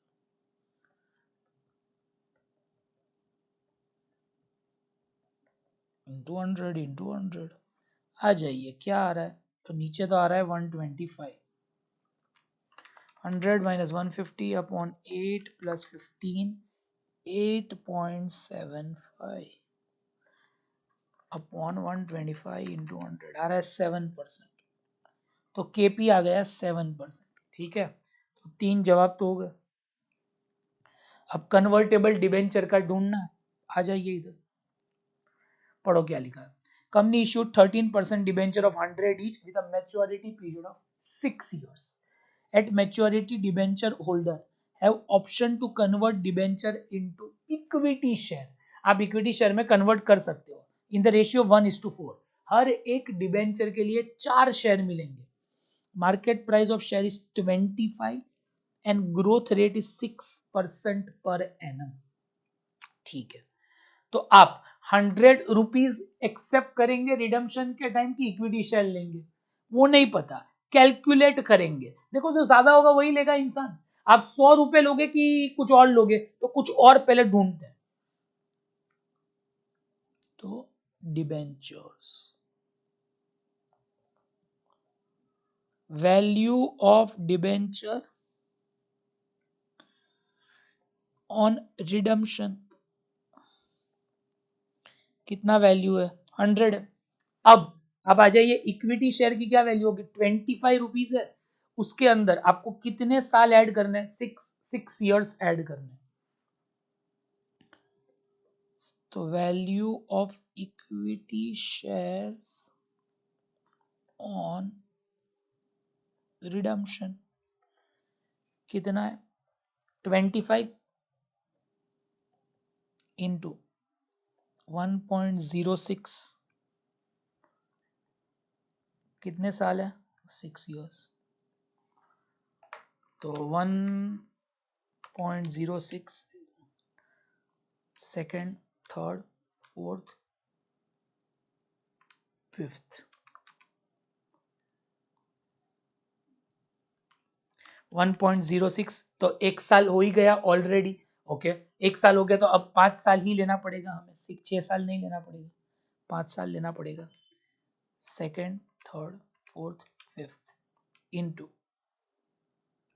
या फिर उल्टा कर सकते हैं 25%, 25 रुपीज को आप क्या करो 6%, 6% ऐड कर दो, 1 2 3 4 5 6, 35.46 आंसर आ रहा है। देख लो एक बार, चेक करो क्या सही आ रहा है। 35.46 कैसे किया मैंने 25 रुपीज है, उसमें 6%, 6%, 6% में ऐड करता गया, तो मेरा आंसर ऐसा आया। क्या आपका भी ऐसा ही आ रहा है? एक बार आप चेक करो बराबर। हाँ, आंसर आ रहा है 33.455। ओके, 25 के अंदर आपने 6%, सेकेंड, थर्ड, फोर्थ और फिफ्थ, हाँ सही आ रहा है 33.455 ये आ रहा है। तो आप क्या एक्सेप्ट करोगे? 33.455 मल्टीप्लाई बाय एक शेयर, ये तो एक शेयर की वैल्यू है, आपको कितने शेयर मिलेंगे? 4, तो 4 शेयर करो, 133.82। अब आप बताइए, आप 100 एक्सेप्ट करोगे कि 133.82? ऑफ कोर्स 133, तो ये रिडम्पशन की वैल्यू होगी। एक और बार समझा दूं? Yes sir. देखो 100 रुपए मिलने वाले थे, पर इक्विटी शेयर आपको 4 मिलेंगे, 25 रुपीज का शेयर अभी है, और आपको तो कब रिडीम करना है? 1/4/2023 को शेयर इश्यू हुआ है, 31 मार्च को इसका वैल्यू, 1 साल बीत गया, इसका वैल्यू कितना है? 25 है, तो और 5 साल बढ़ेगा ही। ओके, सिंपल है, 25 है, 5 साल ऐड करो, 1, 25 प्लस 6%, 1 2 3 4 5, 33.455 आ रहा है। मल्टीप्लाई ऐसे 4 शेयर मिलेंगे, तो मल्टीप्लाई बाय 4 कर दो, ये आंसर आ गया। अब सिंपल है केडी ढूंढना, interest 1 minus tax rate plus RV minus NP upon N divide by RV plus NP upon 2 into 100। करो भाई, क्या इंटरेस्ट रेट आ रहा है आपका? 13 रुपीज।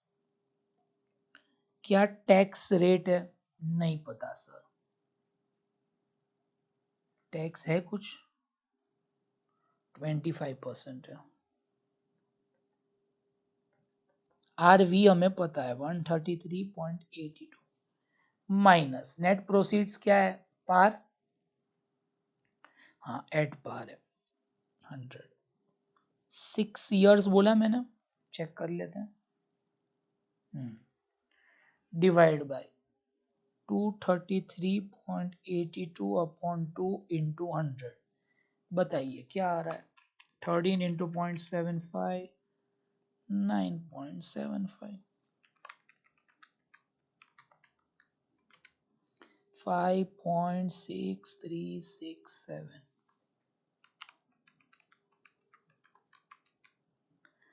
116.91 इंटू 100। करो, क्या जवाब आ रहा है? 9.75 प्लस 5.6367, 6.91 इंटू 100, 13.16% आ रहा है। इसी के साथ सब हो गया हमारा, केपी हो गया, केडी हो गया, ये हो गया, ये हो गया, ये हो गया। टर्म लोन बाकी रह गया। टर्म लोन का तो सिंपल है, 1 minus tax direct, interest 1 minus tax rate upon net proceed into 100। और नेट प्रोसीड ना ले तो भी चलता है, 11 है अपॉन 100। आप फुल अमाउंट भी ले सकते हो, कोई दिक्कत वाली बात नहीं है। तो 11 इंटू 0.75, 8.25। इसी के साथ डिबेंचर हो गया, टर्म लोन हो गया, रिटेन अर्निंग हो गया, प्रेफरेंस हो गया, इक्विटी हो गया, सब हो गया। आगे वाले सवाल पे आए? Yes sir. अब तक कैसा लगा? Very easy.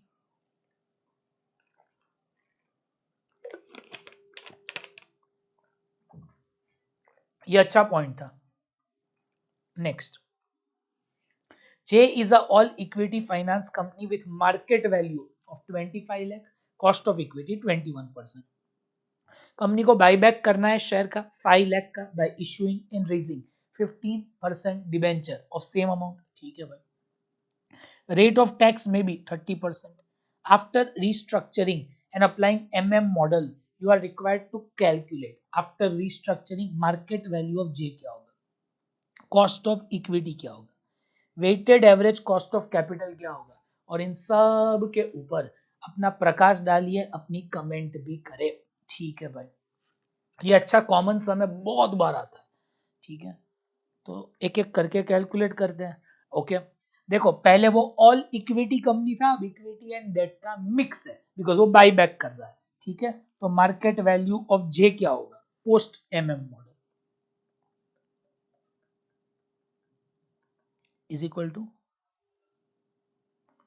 इक्विटी तो हो गई प्लस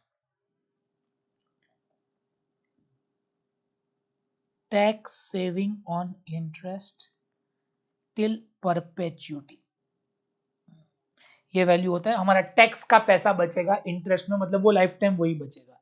तो नॉर्मल 25 लाख तो आएगा ही, प्लस कितना बाईबैक करना है 5 लाख, उसका कितना परसेंट 30%।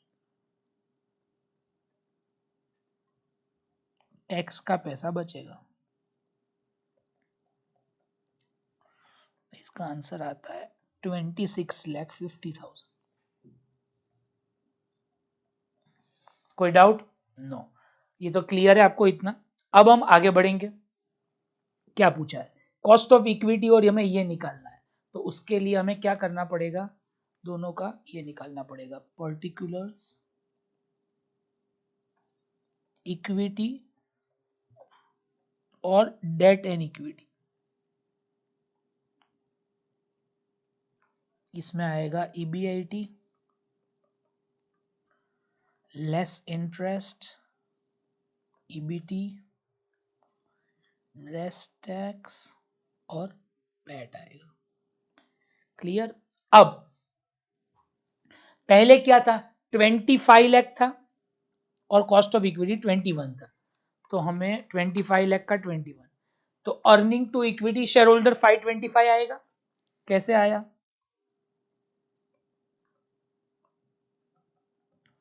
25 लाख का 21%, इसमें कोई डाउट है नहीं ना, बराबर 525, ये ऑल इक्विटी की बात है 525,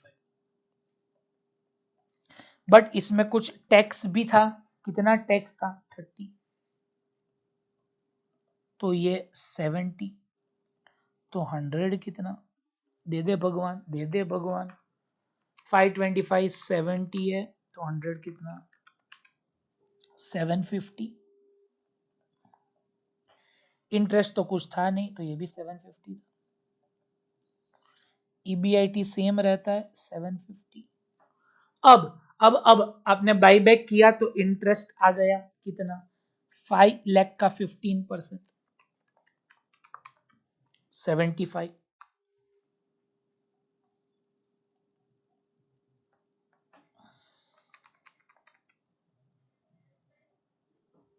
675 into 30%, 2,02,500 आ गया। अब प्लस 675 मतलब 472,500, खत्म? कोई doubt? No sir.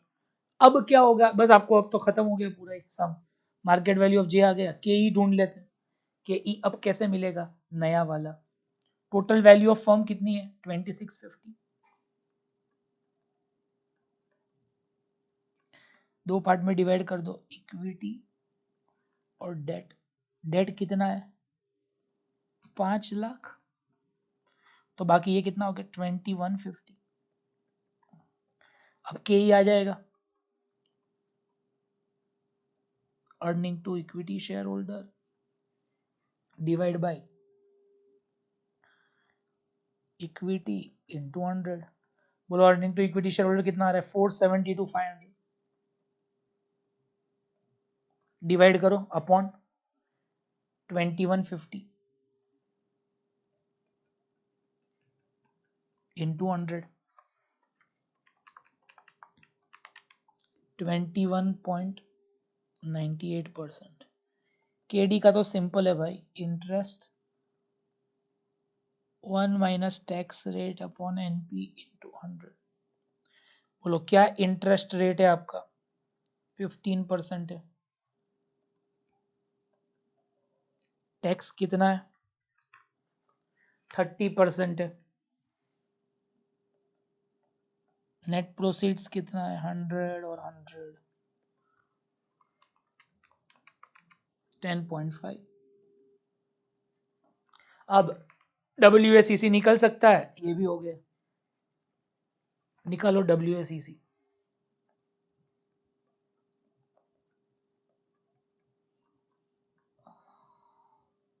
Source amount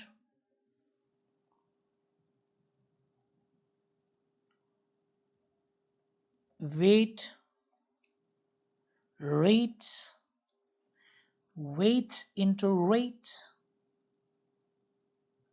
ठीक है, बताइए सोर्स क्या है? दो, एक है डेट और दूसरा है इक्विटी।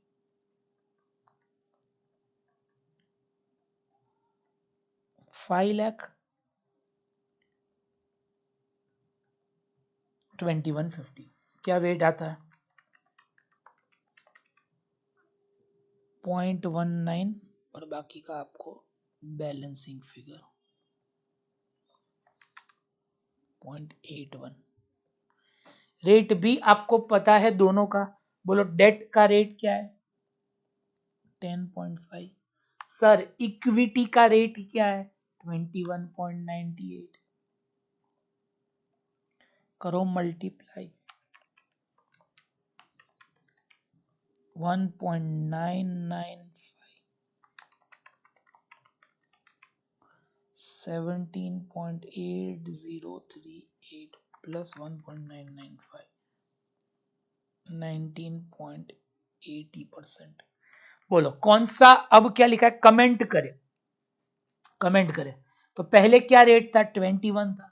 डेट में शिफ्ट होने के बाद टैक्स की वजह से कितना फायदा हुआ? 19.8।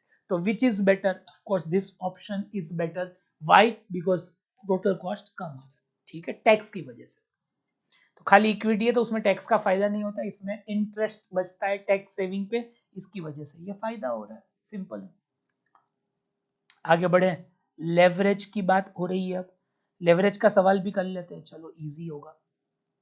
From the following balance sheet and income statement of Pinaka, पूछा क्या है? सेल लेस ऑपरेटिंग एक्सपेंस, ठीक है, इंक्लूडिंग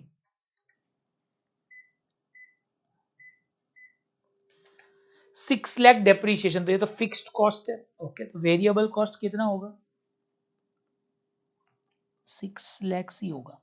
EBIT दिया है, इंटरेस्ट दिया है। ये determine the degree of operating financial and combined leverage at the current sale level. आपको तीनों लेवरेज निकालना है। If all operating expenses other than depreciation are variable cost. सही है, डेप्री के अलावा सब वेरिएबल कॉस्ट है, तो आप लेवरेज निकाले इसको देख के।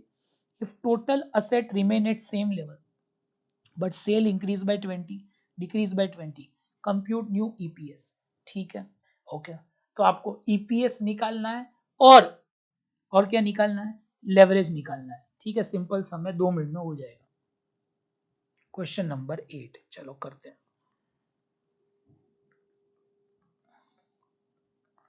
Calculation of leverages. ठीक है,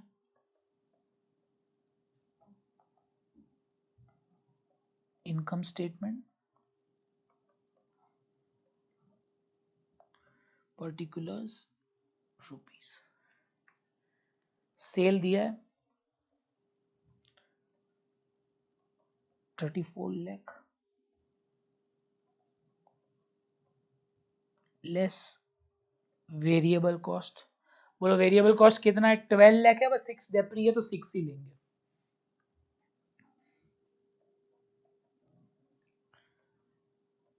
कंट्रीब्यूशन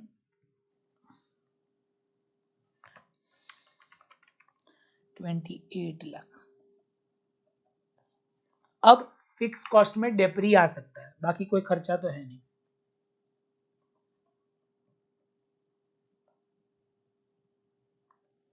फिक्स्ड ऑपरेशनल कॉस्ट आएगा, ठीक है 6 लाख। और कोई खर्चा है नहीं है, इंटरेस्ट तो बाद में। तो अब क्या आ गया, EBIT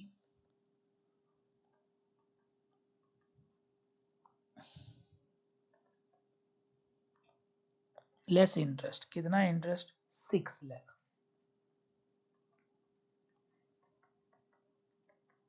तो PBT आ गया 16 लाख, खत्म हो गया। अब आप लेवरेज निकाल सकते हो, क्यों नहीं सर, क्यों नहीं, पटापटी निकाल लो। Operating leverage is equal to, क्या फॉर्मूला है, contribution upon EBIT।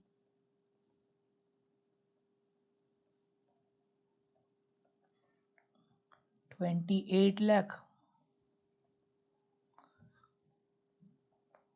Upon 22 lakh, करो डिवाइड 28 अपॉन 22, 1.27 टाइम्स। अब आ जाओ ओले ओले के बाद, ऑपरेटिंग के बाद financial leverage.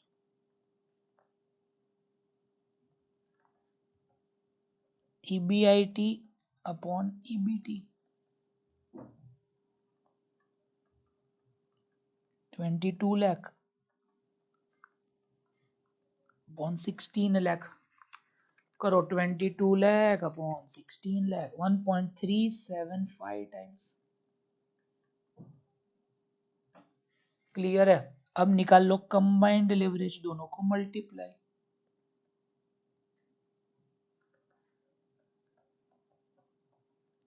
One point two seven two 1.37,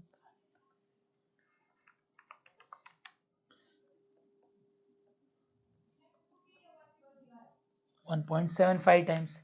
इसी के साथ ये पूरा समाप्त होता है।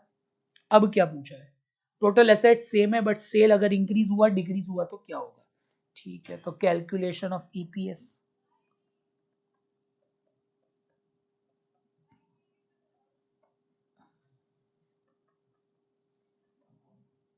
particulars, sale increase by 20%, sale decrease by 20%, ठीक है।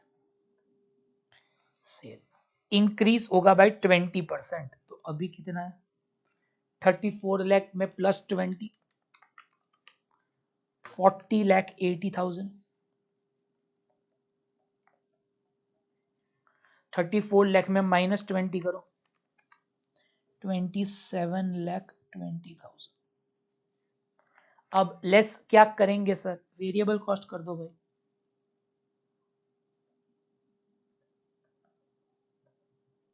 अरे भाई क्या हो गया तुझे,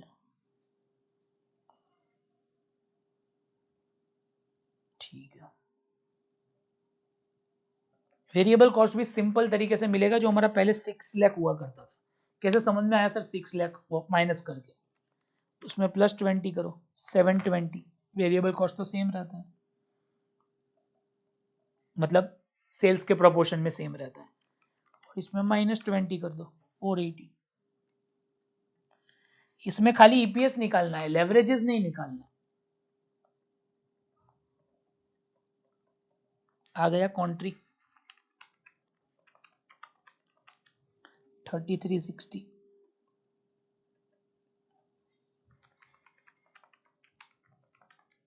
2240 लेस फिक्स्ड कॉस्ट, ये तो सेम ही रहता है, 6 लाख 6 लाख, डेप्री की बात हो रही है। अब क्या आएगा, EBIT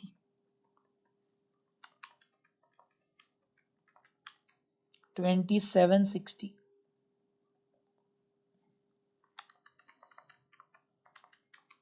1640। सर इंटरेस्ट भी सेम ही रहता है, ओके। कितना था 6 लाख, 6 लाख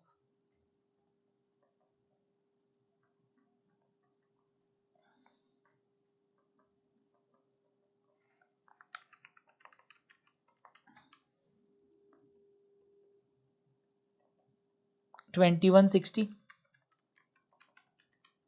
1040,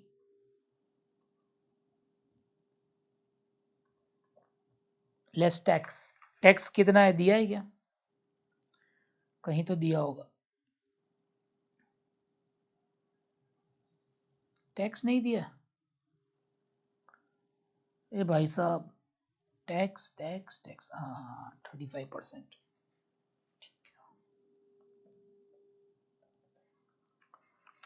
2160 का 35, 756,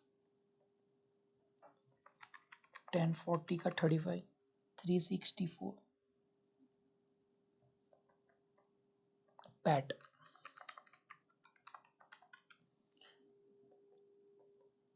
14,04,676। एक और सवाल है मेरा अब, प्रेफरेंस डिविडेंड है क्या ऊपर? नहीं है, कुछ भी नहीं है। नंबर ऑफ शेयर्स कितने हैं? 10 रुपीज तक। 80,000 शेयर्स है, 8 लाख शेयर है, 80 लाख है ना, 8 लाख शेयर्स है। ठीक है,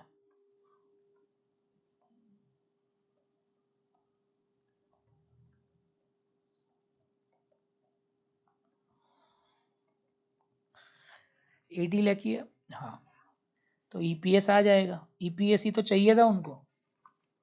14,04,000 अपॉन 8 लाख, 1.755 पर शेयर। कितना कम हो गया देखो EPS, due to leverage. Leverage का असर है भाई। सेल 20% से कम हुआ, बट ईपीएस कितना कम हो गया। ऑफ कोर्स हमें एक्सप्लेनेशन पूछा नहीं है, पूछा है क्या? कंप्यूट द न्यू ईपीएस, ठीक है, देख लेना एक बार सही है क्या, उसके बाद आगे बढ़ते हैं। कोई डाउट है तो पूछिए।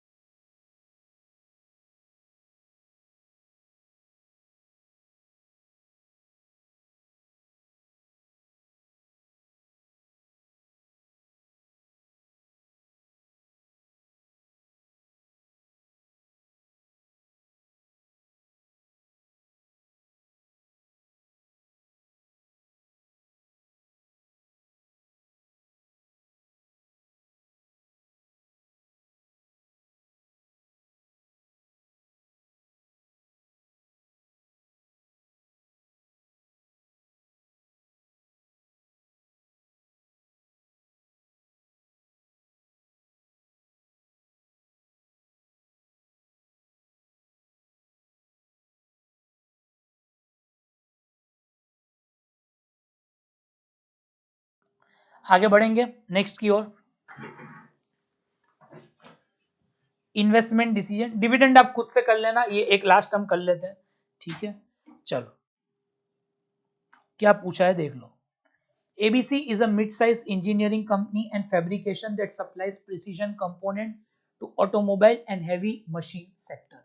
In order to maintain competitiveness and expand, company has a new capital investment project involving purchase and installation of computer numerical machine and automated line. ठीक है भाई, बहुत कुछ दिया हुआ है, ये कॉस्ट दिया है, ठीक है ठीक है। Financial projection, simple payback period आपको पता है, initial investment upon cash flow 5 years का है। डिस्काउंटेड पेबैक पीरियड 7 इयर्स है after discounting cash flows at WACC, weighted average cost of capital, ठीक है। MIRR 10.9 है which is lower than borrowing rate, तो अच्छा प्रोजेक्ट है. MIRR is the stage at which present value of cash inflow is equal to present value of cash outflow. बराबर. तो ये lower है, ये मेथड्स आपको आनी चाहिए तो ये सम आएगा. Terminal value of cash inflow reinvested at the rate of 10% is 1143,589. ठीक है. तो MIRR में आपको नहीं पता तो कैश फ्लो हम री इन्वेस्ट करते हैं हर साल, तो उसकी वैल्यू 1143,589 है. ठीक है. Cash flows are expected to be received equally at the end of each year. However, cash flows are expected to be received even after simple payback due to efficiency, etc. ठीक है. The project is strategically for long-term survival. ठीक है. आगे. Simple payback period of 5 years is acceptable. Although discounted payback is of 7 years is long, project will generate positive cash flow 1 year beyond this period also. तो discounted payback भले 7 years है, उसके 1 साल बाद भी हमें पैसा मिलेगा. तो MIRR में हमें कौन सा कितने years लेने पड़ेंगे? 8 years. क्यों? At MIRR present value of cash inflow is equal to present value of cash outflow. Okay, तो उसमें हमें 8 years लेना पड़ेगा. वापिस एक बार सुनिए, देखो थोड़ा सा ये ट्रिकी सम है. ओके, डिस्काउंटेड पेबैक भले 7 years है. ओके, डिस्काउंटेड पेबैक का मतलब कितने टाइम में हमारा इन्वेस्टमेंट रिकवर होगा, वो 7 years में होगा, उसके बाद भी पॉजिटिव होगा. तो कितने साल होगा? 1 और साल. ओके, 1 और साल. तो MIRR में हमें 8 years लेना है. वापिस एक बार, discounted payback is that period जिसमें इनिशियल इन्वेस्टमेंट रिकवर होता है. हाँ सर, ये तो हमें पता है. ओके, पर हमें कितने इयर्स के अंदर present value of cash inflow is equal to present value of cash outflow. MIRR में हमें 8 years लेना पड़ेगा. MIRR 10.9 should be interpreted in light of industry psychology market. ठीक है. Credit appraisal has several concerns, reliance on payback period, industry volatility. ठीक है. अब वो पूछ रहे कौन सी मेथड आपको बेस्ट लग रही है. ठीक है, इतनी मेथड है. NPV पूछा है, MIRR पूछा, सिंपल पेबैक पूछा है, discounted ARR profitability. For ARR use PAT. ठीक है. प्रेजेंट वैल्यू एन्युटी फैक्टर है और ये भी दिया हुआ है. प्रेजेंट वैल्यू एन्युटी फैक्टर है 9% भी दिया है. ठीक है, चालू करें. यस सर, थोड़ा सा टफ है. आपको MIRR आता हो तो ये सम होगा. ओके, बाकी ये सम डिफिकल्ट है. चलो चालू करें. Yes sir, sum number 9. At MIRR, जिनको नहीं पता, modified internal rate of return, present value of cash inflow is equal to present value of cash outflow. ठीक है, इतना आपको क्लियर है. यस. अब कैश इनफ्लो की वैल्यू हमारे पास दी हुई है. सही है. हाँ, 1143,589 तो ये दिया हुआ है.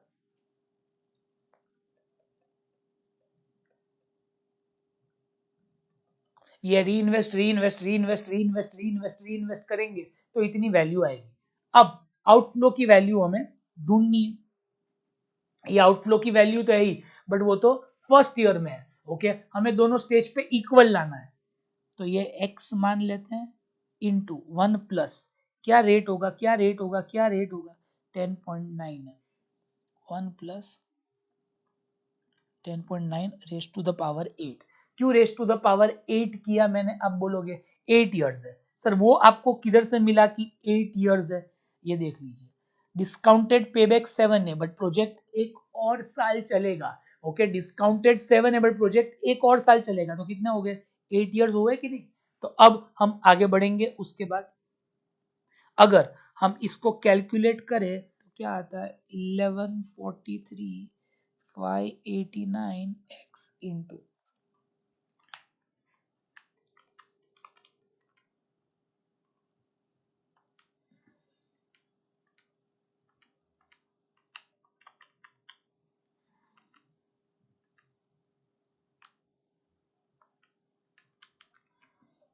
तो 1.109 फर्स्ट ईयर आ रहा है. Second, third, fourth, fifth, sixth, seventh, 1 plus 0.109 ये फर्स्ट ईयर आया. 2 3 4 5 6 7 8 8 पे आ रहा है 2.28798। इसको मेमोरी प्लस कर रहा हूँ 1143,589 डिवाइड बाय मेमोरी रिकॉल, तो मेरा आंसर आ रहा है 499,825। आई थिंक इसको राउंड ऑफ किया है और 5 लाख लाया है ओके बुक ने, तो हम भी 5 लाख ही मान रहे हैं, तो हमारा इनिशियल इन्वेस्टमेंट 5 लाख हो गया। इधर तक कोई डाउट है? नहीं। वापिस एक बार समझा दूं, present value of cash inflow is equal to present value of cash outflow. Cash inflow reinvest करके एमआईआरआर में, अब एमआईआरआर मेथड नहीं समझा सकता मैं, ठीक है, वो आपको रिवीजन लेक्चर देख लेना। एक्स इंटू कितना होगा कि यही अमाउंट आएगा, कितने रेट पे डिस्काउंट किया होगा, बराबर, तो 10.9% रेट दिया है। 8 इयर्स आपको किधर से मिला सर? वो डिस्काउंटेड से 1 साल ज्यादा चलेगा, तो मुझे 5 लाख मिल गया। अब मेरे लिए बहुत सिंपल है, ओके। MIRR एक्सेप्टेबल रेंज कितना है? देखो, तो हमारा WIRR से ज्यादा होगा तो एक्सेप्टेबल है, वो हम लास्ट में देख लेंगे। अब हम सेकंड मेथड पे आ जाते हैं, पे बैक पीरियड। 5 इयर्स एक्सेप्टेबल है? हाँ, यूजुअली एक्सेप्टेबल है। Pay back period is equal to initial investment upon cash flow. आपको पता है ना ये 5 इयर्स है, दिया हुआ है कहीं, तो देखो पढ़ लेता हूँ वापस। 5 इयर्स इज देयर, तो अब इससे क्या मिलेगा? 5 इयर्स, इनिशियल इन्वेस्टमेंट कितना है? 5 लाख, तो बोलो कैश फ्लोज भी आपके पास आ गए 1 लाख के। Cash flow 1 lakh. अब डिस्काउंटेड पेबैक पीरियड से 7 इयर्स आपको WACC में मिल जाएगा, ठीक है।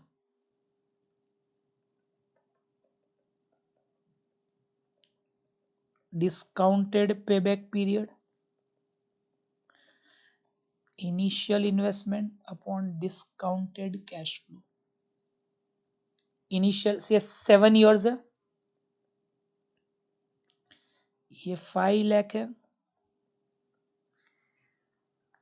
तो डिस्काउंटेड कैश फ्लो कितना आएगा?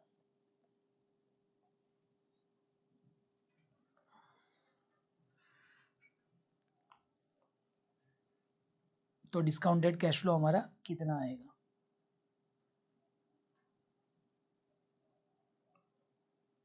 अब हमें करना क्या है पता? ये 1 लाख को हमें इस तरीके से डिस्काउंट करना है 7 इयर्स तक कि हमारा आंसर 5 लाख आए। 1 लाख को, या फिर मैं ऐसे भी कर सकता हूं,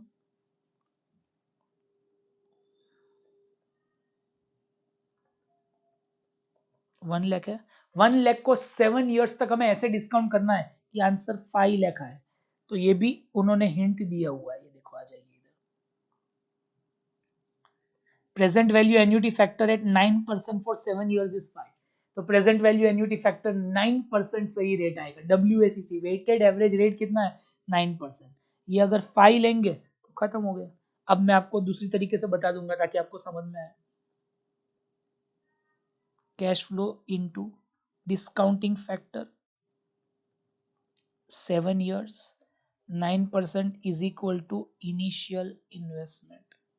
तो अभी आ गया 1 लाख इंटू ये क्यूमुलेटिव डिस्काउंटिंग फैक्टर कितना है? 5, तो 5 lakh. In short weighted average cost of capital कितना होगा? 9%। ये भी हमारा आंसर आ गया। कोई डाउट? बिल्कुल नहीं सर। आई होप आपको ये भी क्लियर होगा। अब नेक्स्ट क्या पूछा है उन्होंने? नेक्स्ट क्या पूछा है? सब हो गया?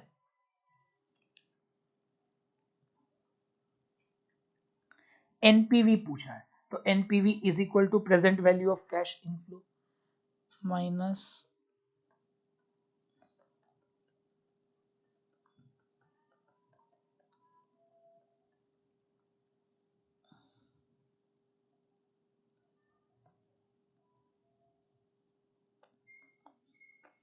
अब आप अगर डिस्काउंटिंग फैक्टर ले तो वो कितने साल है?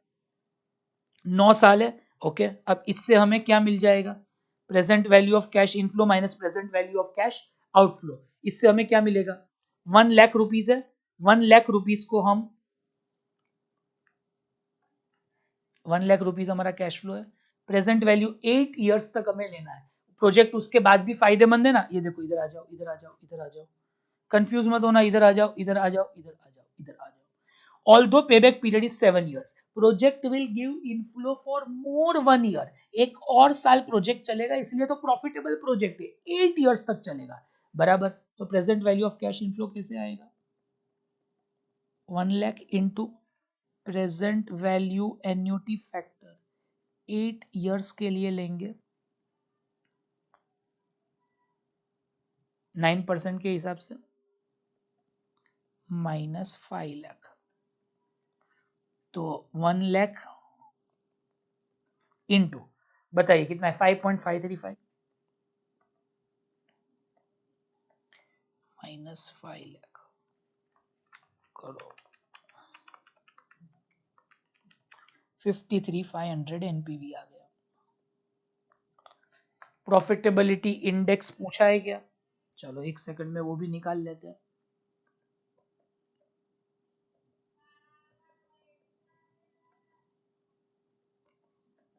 Present value of cash inflow upon present value of cash outflow,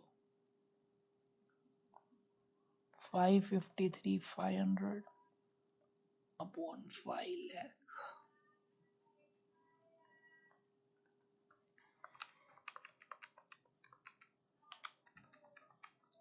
$1.107 times.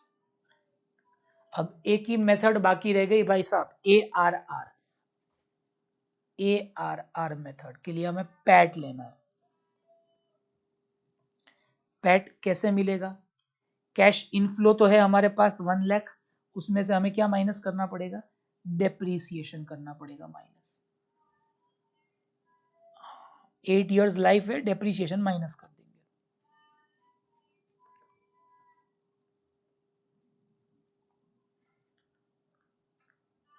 Cash flow है हमारे पास, यस सर। डेप्रीसिएशन हमने एड बैक किया होगा कैश फ्लो के लिए। अब हमें ARR में हमें पैट लेते हैं, तो डेप्रीसिएशन हमें माइनस करना पड़ेगा, सिंपल है। तो cash flow minus depreciation, cash flow किसके लिए? पैट के लिए।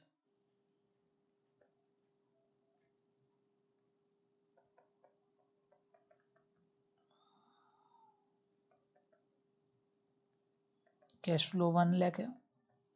इनिशियल इन्वेस्टमेंट कितना था? 5 lakh upon 8, SLM method follow कर रहे।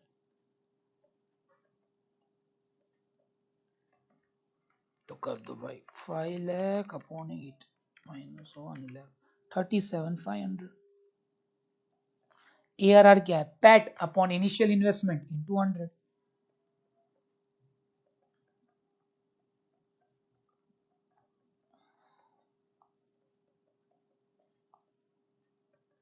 एवरेज भी ले सकते हैं, बट ठीक है, वो सब नहीं ले रहे।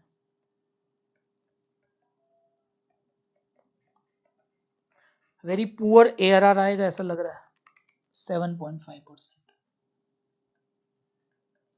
इसी के साथ ये थोड़ा ट्रिकी था, MIRR समझ में नहीं आएगा तो आगे का नहीं होगा। सब कुछ कंप्लीट हो गया। अब क्या पूछा है?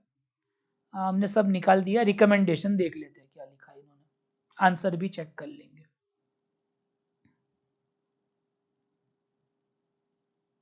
NPV 0 से ज्यादा आना चाहिए, 53,500 हमारा आ रहा है, एक्सेप्ट करेंगे। MIRR हमेशा WACC से ज्यादा आना चाहिए, आ रहा है, एक्सेप्ट करेंगे।